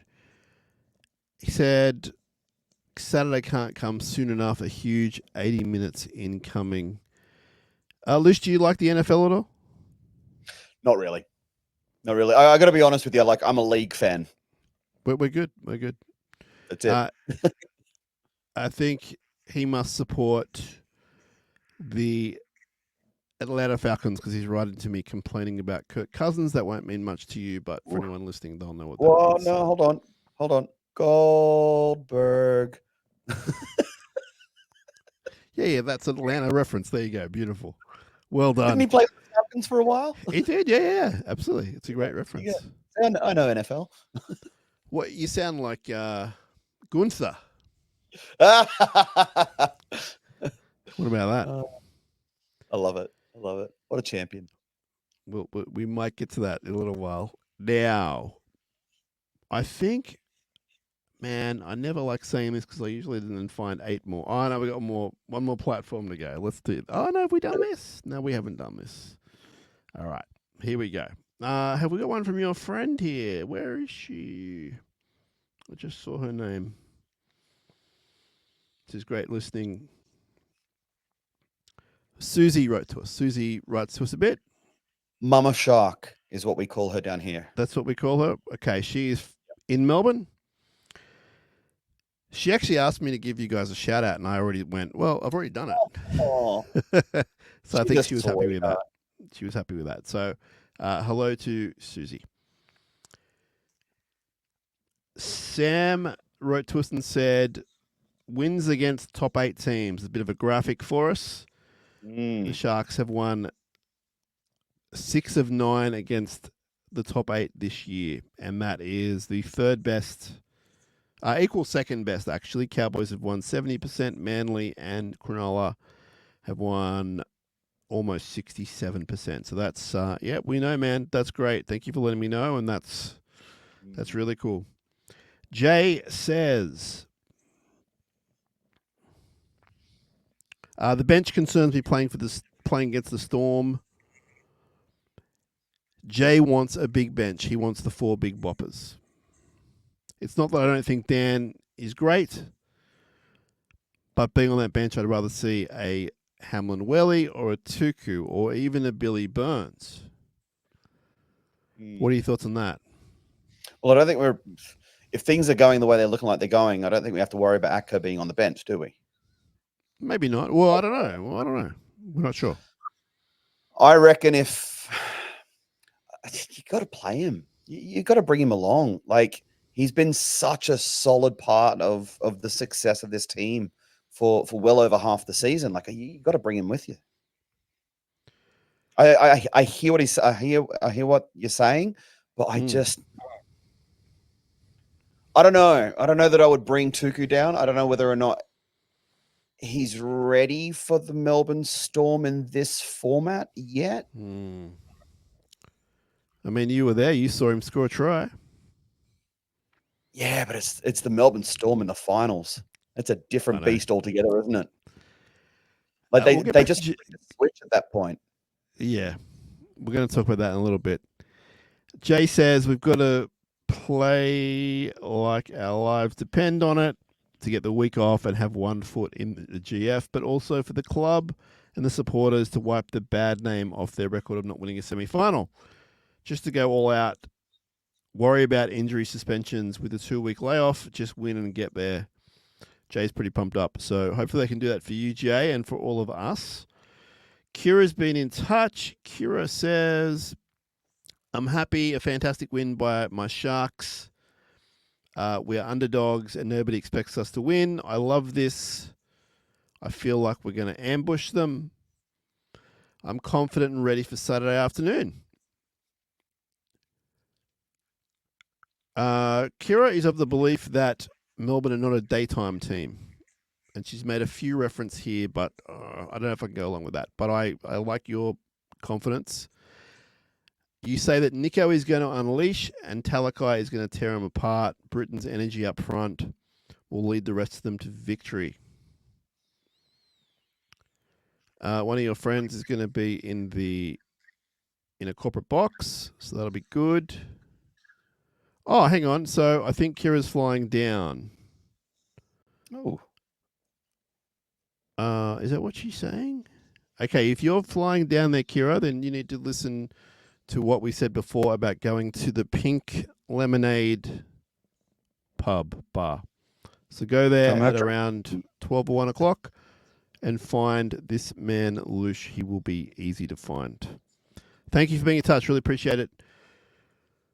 All right. Now, Brent says, I don't mind being wrong about the Sharks. Yeah, Brent was off us for a little bit. Now he's back. He's not convinced we can beat the Storm, but he hopes he can be proved wrong yet again. He's loving Britain, Nicara. He still wants Sam Stone Street in the team. Brent's a big Stone Street guy. And he gives some love to other guys as well. Let's win up. Thanks, Brent. Appreciate you being in touch. Steve has been in touch and said the season of the regular part is finally over and we start the finals. Everyone's written us off against the Storm. I haven't. We beat them there already. Can beat them again. Play fast like we did against the Titans and Dragons, and we can hurt them. Another person saying Stone Street should start. That's what Steve says. Have I heard any news on Tom or Jesse? I believe Tom is going to be fine, and Jesse is wait and see.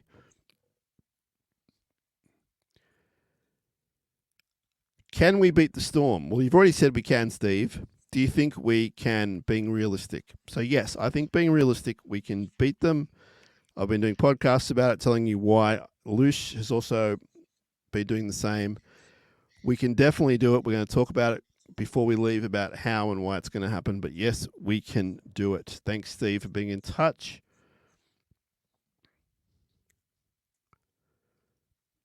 Paul was in touch about Chris Butler, who refereed the Warriors game, which you're at, Loosh. Apparently he didn't referee last week. He just wanted to point that out. And I can officially say that's the mail. Thank you for doing the mail with me, Loosh. Really appreciate it. Absolute pleasure. Now, let's talk about the big game. Oof, let's do it. The team has been named. Your team is Will Kennedy, Sione Katoa, Jesse Ramian, Kale Iro, Ronaldo Mulatalo, Braden Trindle, Nico Hines, Rudolph, Brayley, Kafusi's back, Nicara, Wilton, McInnes. That is a very strong, if not the strongest 13 we have out there. The bench is Atkinson, Williams, Hunt, and Talakai. The extended bench is Hamlin, Welly, Chris Viola, Beryl, Stone Street, and Tall Tom. So Tall Tom will come into some serious consideration to move into that pack, but we'll see how the week pans out. It's a very strong team named. As Steve, I think, was asking before, one of the guys was asking before, how do we beat them? It's a blueprint for what we did in round 10 with different staff. So Nico's going to be there, extra kicker, extra attacking options, and it's all about ball control. It's about we're in finals time. I'm a huge fan of not saying it's a new competition, but it's different.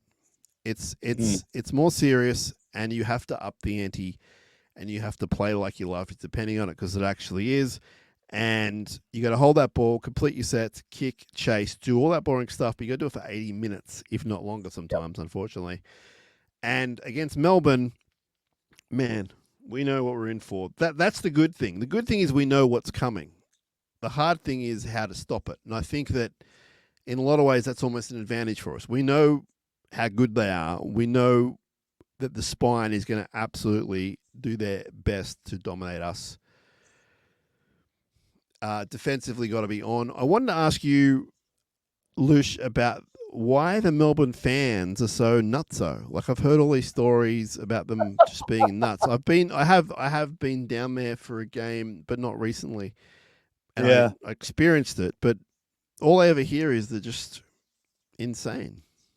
Look, I've been to a lot of different NRL matches all around Australia. Amy Park is probably the most hostile ground that I think I've ever been to. And it never used to be. I will tell you that once we beat the Melbourne Storm in a grand final, they went from, oh yeah, the Sharks are our second favorite team, to, nah, screw those guys. And it just changed. It really, really changed. Do you think that's it? I do. I really do. Okay. And I think there's not many teams in the league that are able to pull a rabbit out of the hat against the Storm the way we can. And I think a lot of their fans know that. I think we worry their fans. I think we're probably one of the only teams. I think if they have a look at the teams in the top 8, we're one of the only teams that they look at and go, oh, geez, we don't know what we're getting with these guys. They could turn up and they could absolutely give us a walloping, which we have done before. They could turn up and it could be a tight one and they could win it in golden point, or they could just not turn up and we could put 40 on them. I think it's the which Cronulla Sharks are we going to get this time around that really makes that really unnerves them. And because of that, yeah.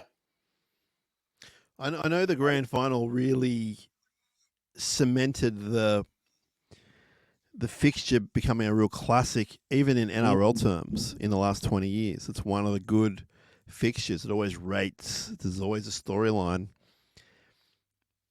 And yeah, so the grand final is the reason, but we have to thank guys like Gallen, to their credit, your Smiths, your Will Chambers, just for all the theatre. Like the Cam Smith sin binning, Chambers and Gallen going out at every game. I like that one. So you know what's interesting about you saying that is today on SEN Radio in Sydney, so you have Melbourne, there's the Sydney one, which is very league heavy. Cam Smith has a show with, it might be down in camp, he's got a show with someone. And a Sharks fan wrote in and they read it out and he said, yeah, I'm looking forward to the game this week. And the fan said, thank you to Cam for the 2 greatest days of my life. And they read it out in order and he said, the second best day of my life was the grand final win. And he went, oh, well, you're welcome. And then he said, "What's your best day of your life?" He said, "The best day of my life was when you got sin bid." So he reversed your 2 best days.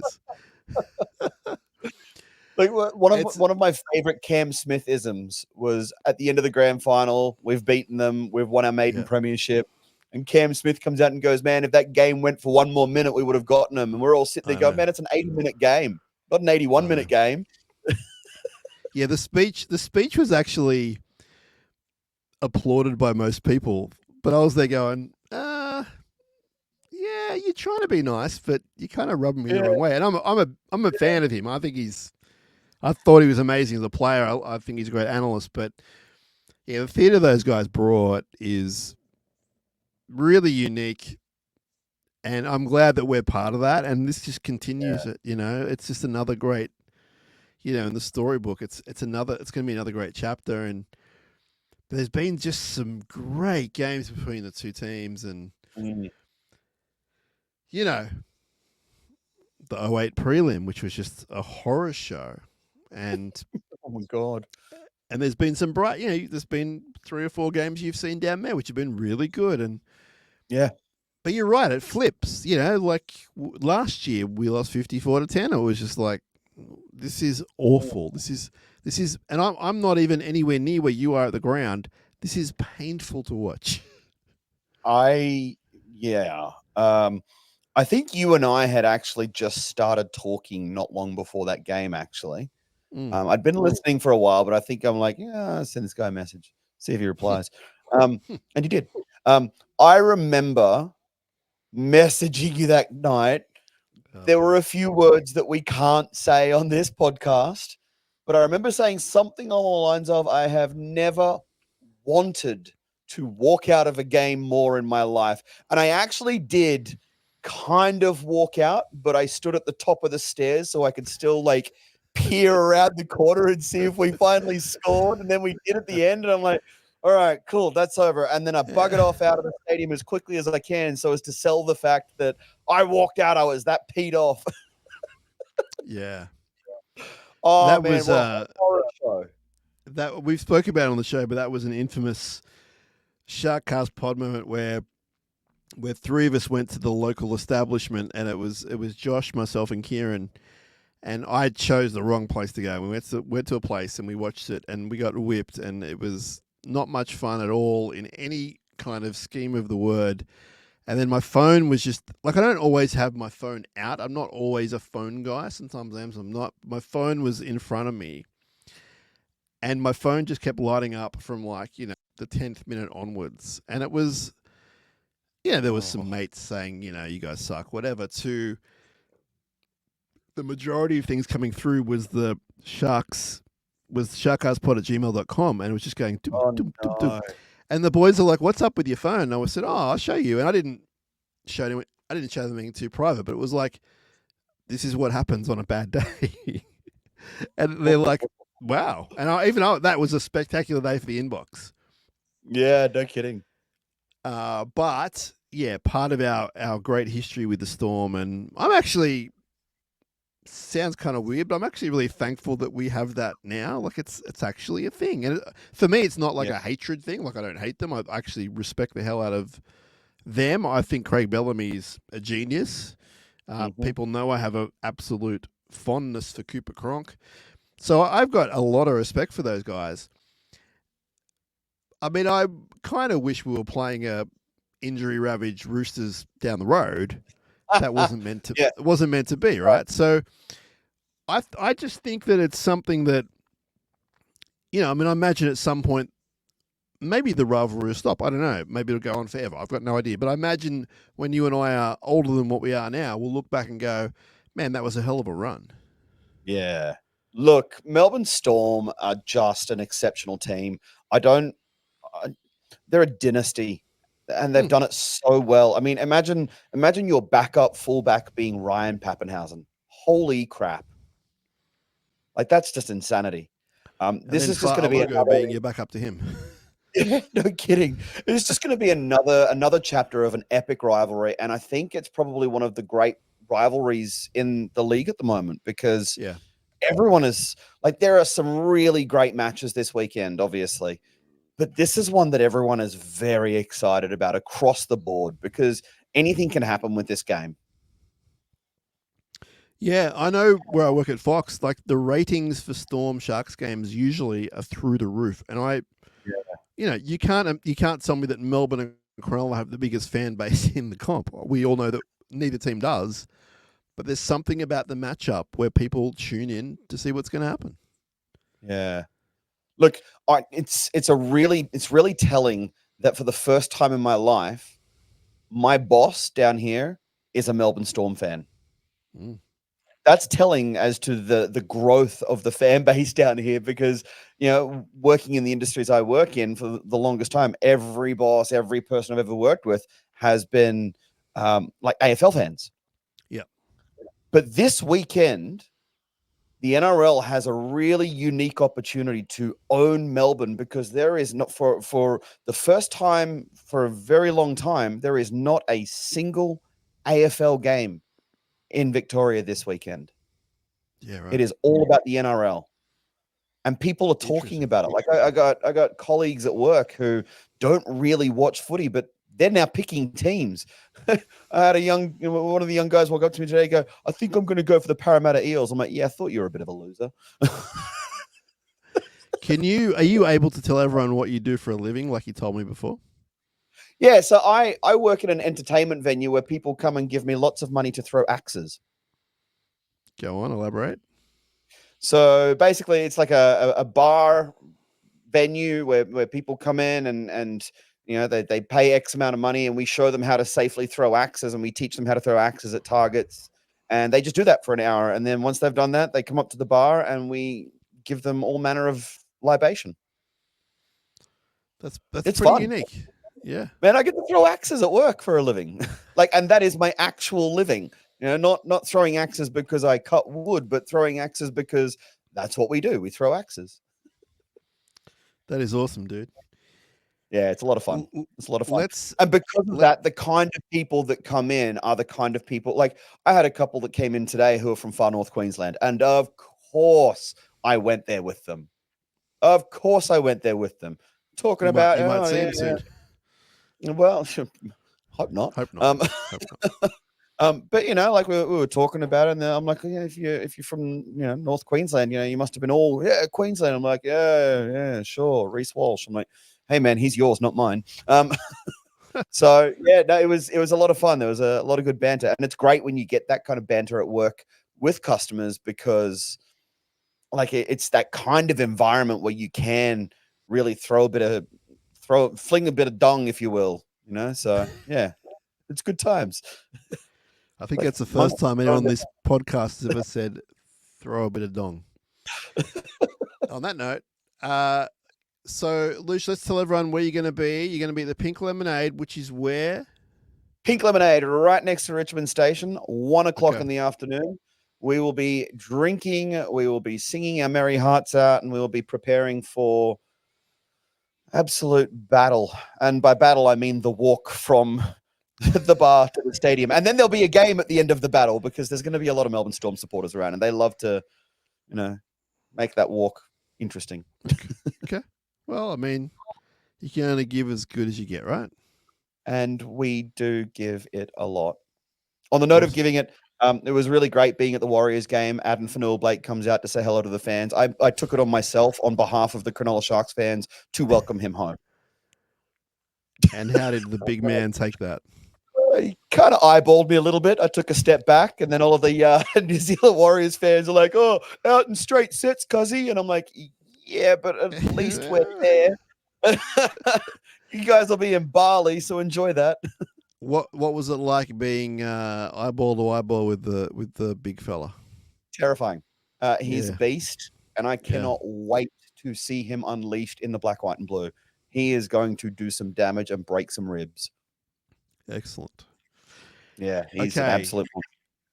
Pink Lemonade, 1 o'clock Saturday, then game after. And if we win, when we win, are we going back to the Pink Lemonade? I would hope so. They seem to like having us come back. So okay. Sent them a message saying, "Hey, can we do this again?" And they're like, "Yeah, absolutely." So Okay. And yeah, I've had people be in touch with me, so I will reply to those people. But for people listening, this is where you're going to be. Pink Lemonade, 1 o'clock Saturday, in your colours. Cannot wait. Make sure you listen to Loosh on the Post Credits podcast. He's on the YouTube, the Spotify, the Apple, whatever you're on, he's probably on. So give him a subscribe and a like. And before we go, so general warning to all Sharks listeners, you can stop listening now. we're just going to spend only a couple of minutes because it is 4:30 in the morning now. We're going to spend a couple of minutes on the squared circle, which you and I have talked about on your show. There you go. People can go listen to me on your show. From a while back, we talked. What was it about? WrestleMania? No, I can't remember what it was about.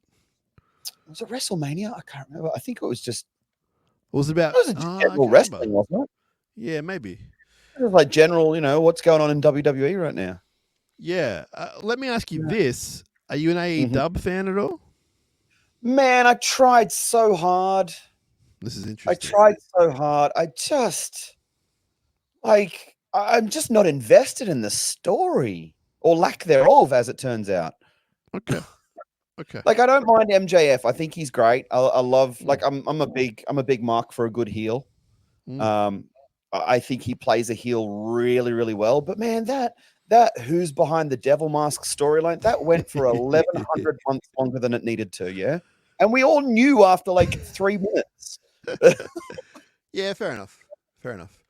Only Mercedes ask because, as you know, that I just can't do the Mercedes Monet thing. I'm like, oh. Yeah, fair enough. I only ask because of the upcoming tour. That's all. Yeah, not a fan of the ticket prices either. Yeah, right. They're pretty on. On your podcast, you do cover WWE a little bit from time to time when it's topical. Yep. Let's talk about favorites. Do you have an all-time favorite guy or girl? All-time favorite for me was the Stinger. So I was an old school WCW fan. Grew up watching Monday Nitro. Loved the NWO, the Scott Hall, Kevin Nash. He who now shall not be named. The Hollywood one. I think I know him in. Yeah. Isn't that disappointing? Isn't that disappointing? Oh man, talk about crapping on your legacy. Yeah, I mean, it sounds like I'm a little bit older than you, so I go even further back with that gentleman, and he was like a childhood guy for me for like 3 or 4 years, And then I'm with you when he's cool again, and that's fun. And I mean, we don't have to go there. He's just a douchebag, but okay. So you're a Sting guy. Stinger, I loved him. Now, man. Did you watch him in AEW? I watched a little bit. I did watch his retirement match, but here's the thing. I was such a mark for Sting. You remember when he did that full crow thing, and they had that's my favorite really deep, that poem that when a man's heart is full of deceit, it burns up, dies, and a dark shadow casts over his soul. I knew that thing off by heart when I was 15 years old, and oh my God, we need to take our son to counseling. And I'm sitting in the counselor's office writing that poem on pieces of paper because I was that obsessed with it. The counselor's reading it going, oh my God, he's a psychopath. So, because you're my pop culture go-to now, are they remaking The Crow? They have remade The Crow. Don't. It out? It is out, and it is an absolute. Is it fresh? How long's it been out for? A couple of weeks now. It was like 3 weeks ago it came out. Who's the Crow? Who's the guy? Bill Skarsgård, the same guy who played Pennywise, the clown. And when they announced that, I was just like, "Oh my God, that sounds all right." Yeah. So I haven't personally gone and seen it. I have a lot of friends who have gone and seen it. I've spoken to a few critics who have gone and seen it, and in general, just don't wait for it to come on streaming.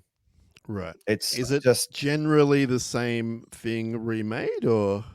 It's generally the same thing, but it's not done with the same edginess, because when you do something like that, you can only really do it once. And when you remake that, it doesn't have the same sharp edge to it, if that makes sense. So I think a lot of people went in expecting a complete remake. Instead, they got something a little less than. Okay. So that's interesting. It was really disappointing. Similar sort of story that's coming out about the new Joker movie, actually. The Folie à Deux is kind of bombing out a little bit at the moment. So now I know we're trending on different topics here, and it doesn't matter because the Sharks fans have stopped listening now. It's just the popular culture people listening. Just the nerds. How do you go with the more have you seen the Blake Lively film? I haven't. Oh, if by Blake Lively If you mean the $1 billion movie that Blake Lively's in, yes, I have. Deadpool and Wolverine, yes, I've seen that. No, I don't mean that one. Also, I just want to take this opportunity. We did this in the post-credit show, but I'm going to do this here as well because I want to make sure that he hears it. I want to congratulate Henry Cavill for his first ever $1 billion movie. Wow. Being Deadpool and Wolverine. That's big. Mm. The reason I asked you about Blake Lively is because I just happened to, I had, a day off and I thought I'm going to go to the movies. And I went and saw her in a film. I honestly can't remember. I think it's called This Is Where We End or something like that. Yeah, that which rings a sounds bell. really, really naive of me because I'm about to say it was unbelievable. It was Oh, wow, so okay. good. There's a lot of controversy about it because they did this promo about it and she was selling it as a romance, but really it's a bit darker than all that. It's really good. If you, it's just it's a drama. It's a drama. It's a straight drama. There's no real twists and turns. Really, can't recommend it enough. Okay, I'm going to put it on my list then. Loved it. Loved it. Are there any movies coming out that you're looking forward to? I'm out of all the things I do in my life, movies I'm a little bit, which I love. Movies I'm a bit behind with until they kind of happen. Like me saying, "Oh, is The Crow out?" You're like, "Yeah, it's been out for weeks." I'm a bit behind it. Like TV, I'm up with music, footy. I love movies, but I just can't keep up to date with stuff. So I couldn't really tell you is the honest answer. There is a really good sounding movie coming out very soon called The Killing Game, featuring the one and only Animal, Dave Bautista, with Drew McIntyre making his Hollywood debut. Now, that's going to be fun. I saw the picture that was trending of Dave Bautista this week. Yeah, the one where the 6'2", 240-pound guy. Yeah. Interesting photo. I see a lot of people losing their mind going, "Oh my God, is he anorexic?" He's still 240 pounds. He's just very tall, which makes him look really skinny. He looked fine. I was surprised. I had to sort of zoom in and see who it was, but I was surprised by that. But has he got like a reasonable part in it, or? From what we understand, he's in it a fair bit.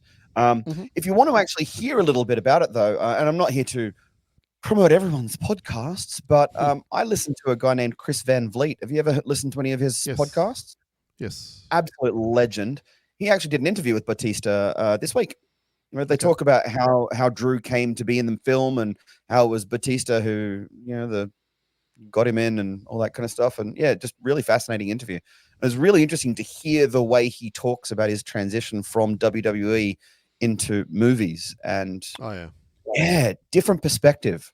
Much more different perspective than I expected from him. Yeah, he's a pretty fascinating dude. Yeah, man. Before we go, after Sting, who's after Sting? Man, I got to go home. I got to go Rhea Ripley. Ooh, okay. She's an absolute beast. She's the biggest superstar in the world in women's wrestling right now. And I would almost go so far as to say maybe even in general in WWE. Like, she's just so popular. She's so over. She's so good. Everything she does, it's just amazing. Yeah. Yeah, she's incredible. No wasted movement with her, eh? I think she really benefited out of, well, there's a couple of examples you could use, but the story of her faction, which started out a little bit, it's still going, but she really utilized that and even got bigger during that whole thing. So it's incredible. One of our listeners pointed out before, it's incredible how well the Aussies are doing, man. Yeah. With her, with Big Bronson Reed, with Grayson Waller, even with Tony Storm, and man, you've got a lot of gold in amongst those Australian wrestlers. And I'm put the house on it. Bronson Reed will be a singles champion very soon. Yeah, I think Trips really is obviously a huge fan because before he took over, there wasn't a lot happening, but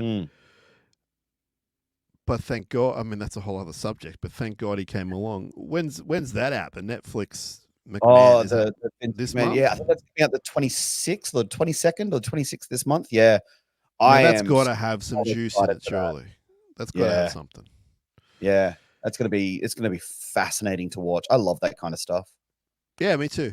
Me too. Yeah, To be honest, when when people go, "Oh, you like wrestling?" It's like, well, yeah, I do. And like you, I'm a storyline guy. I'm a writer. I create things, and I've always been fascinated by their storylines. Like, I love all the action. I love the moves. I love all that stuff. Mm. The business, I absolutely am obsessed with the business, as you Yeah, are, and the documentaries for me, all that stuff. It's like we've sort of waited our whole life to get there. yep, And if there were a few out there, 10, 15 years ago, there was the Hitman, there was the Barry, was it Barry Goldblum, the guy that did that one where there was a few guys like Funk and Jake the Snake behind the scenes, and it was fascinating. And yeah, it's like, yeah, this yeah, is what I yeah. want. This is what I want. Come on. And now it's just like, every Oh, month when you there's a see new things like one. Dark Side of the Ring and all that kind Yes, of stuff, like that's absolutely, just dude. so gritty and it's just it's fascinating. Like anytime someone says to me, "Wrestling's fake," do you know that? Like, don't you know wrestling's fake? I'm like, "Yep." And so's Iron Man. Hello. I understood when I was a very small child, people would say it to me, and I'd be like, yeah, like, my family or whatever kind of let me know pretty early on. And maybe I didn't adapt to that for a while, but yeah, it's pretty funny when someone does say that to you. But I It's just like, understand where they're "What coming from, but you just TV wish anymore?" they had, you wish they had, you wish they could see what you and I see in this stuff. Because, I mean, look at Roman Reigns. Like, it's like a 4-year storyline or something. Still Man, going. he is incredible. And it's a real testament to Trips when you can take the guy that Vince couldn't get a single person to cheer for, and now he is the most sought after person on the roster. Yeah. The biggest name in wrestling today. And the guy's Yeah. barely even there at the moment. Like Yeah. he's been back, he's made 3 appearances in 7 months, and he's still the highest selling merch wrestler in the company. He's not even the champion anymore. So yeah, it's just crazy. Um, look, Yeah. The Rock coming back, like all that stuff is just, it's almost like I'm living this alternate life where all this stuff that you always dreamed about is kind of happening. yeah, And it's mainly because of one guy who was always in the shadow of his father-in-law. yeah, His man. father-in-law absolutely became the person we probably thought he always was, and now the Yep. son-in-law's in charge, and it's a beautiful thing. It's just beautiful. Yeah, yeah. I like to call Vince a bit of a pelican. So yeah, Triple H is a bit of The guy was a genius. There is no doubt in the world. But yeah, everything went too far from the business, obviously the non-business stuff, and what's it's a the great. what's the saying from The Dark Knight? You either die the hero or live long enough to see yourself become the villain. And boy, is Vince McMahon the Yeah, embodiment of that. yeah, yeah. It's sort of scary to think that without him, though, what would it be? It probably wouldn't be anything. It'd be like a carnival thing that comes through town once a year or whatever, or you know what I mean, like. Yeah. But Look, he is a bit of an yeah, inspiration in that sense. Like for me, I've got a bit of a saying that I like to live my life by. And it's and I've got it written up on my wall just there in the studio. And it's, if you don't take risks, you'll work for someone who did. yeah, And beautiful. Vince Yeah. did that. Vince did that. Oh man, if you want to look at, I mean, I'm not suggesting people should work the way he did without sleep and not Oh taking God. sick days and that whole thing. Like, he's legendary for that.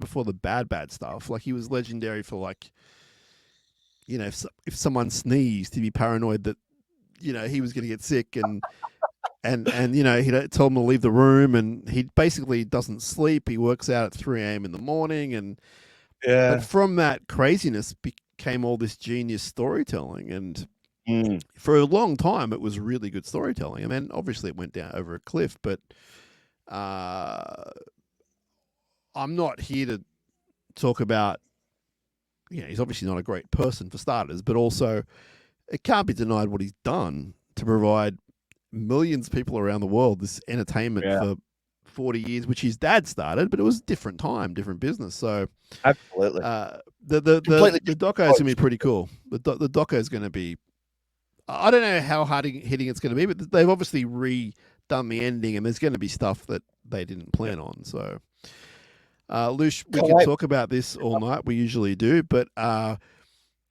we might just leave this on the YouTube video, and I might edit some of this out so it's not too heavy on the squared circle, just because people are here for the black, white, and blue. You and I are here for the black, white, and blue. People watching the video can see your signed jersey behind you. Man, I'm so excited that they're coming to town for you and your friends, and I'm so... You've got my membership card. Coach. Yeah. Oh, I'm so pumped for you guys. I hope that you guys get them across the line. Hopefully some people listening to this come up to you and go, hey, I heard you on the show. Let's have a drink. And, give everyone a high five for me. Give everyone a hug. Tell them I'll be there next year. And... yeah, let's get that win, man. We need that win. We'll see. We might see you up here before the year's over, huh? Mate, I wouldn't miss a grand final for the life of you. Beautiful, beautiful. All right, thanks so much for your time, brother. Appreciate it. And time, man. Anytime. It's been great. We'll definitely have you back on the show. I just wanted to get a Melbourne perspective, which you have more than adequately told us about. So, thank you so much for that. The stadium, I still can't get over that. Look, I'd probably go both things, not at once. So maybe next year that'll be a thing. Remind me. The milk. After a few lagers, that might not be good. But the sushi, I'm here for. Absolutely. Yeah, man. Yeah. I'll make sure I bring my nice scarf as well. Absolutely, you're gonna need it, and some shorts. All right, Loosh. Thanks, man. It's been a pleasure. Been a ball. We'll be back with more SharkCast pod. Before you know it, I dare suggest, and don't forget to follow Loosh, the post-credits show.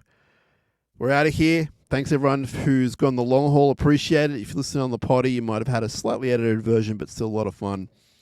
Up, Cronulla. We're going to Melbourne, and we're going to win. Cannot wait for it. Talk to you all soon. Let's go. Let's go.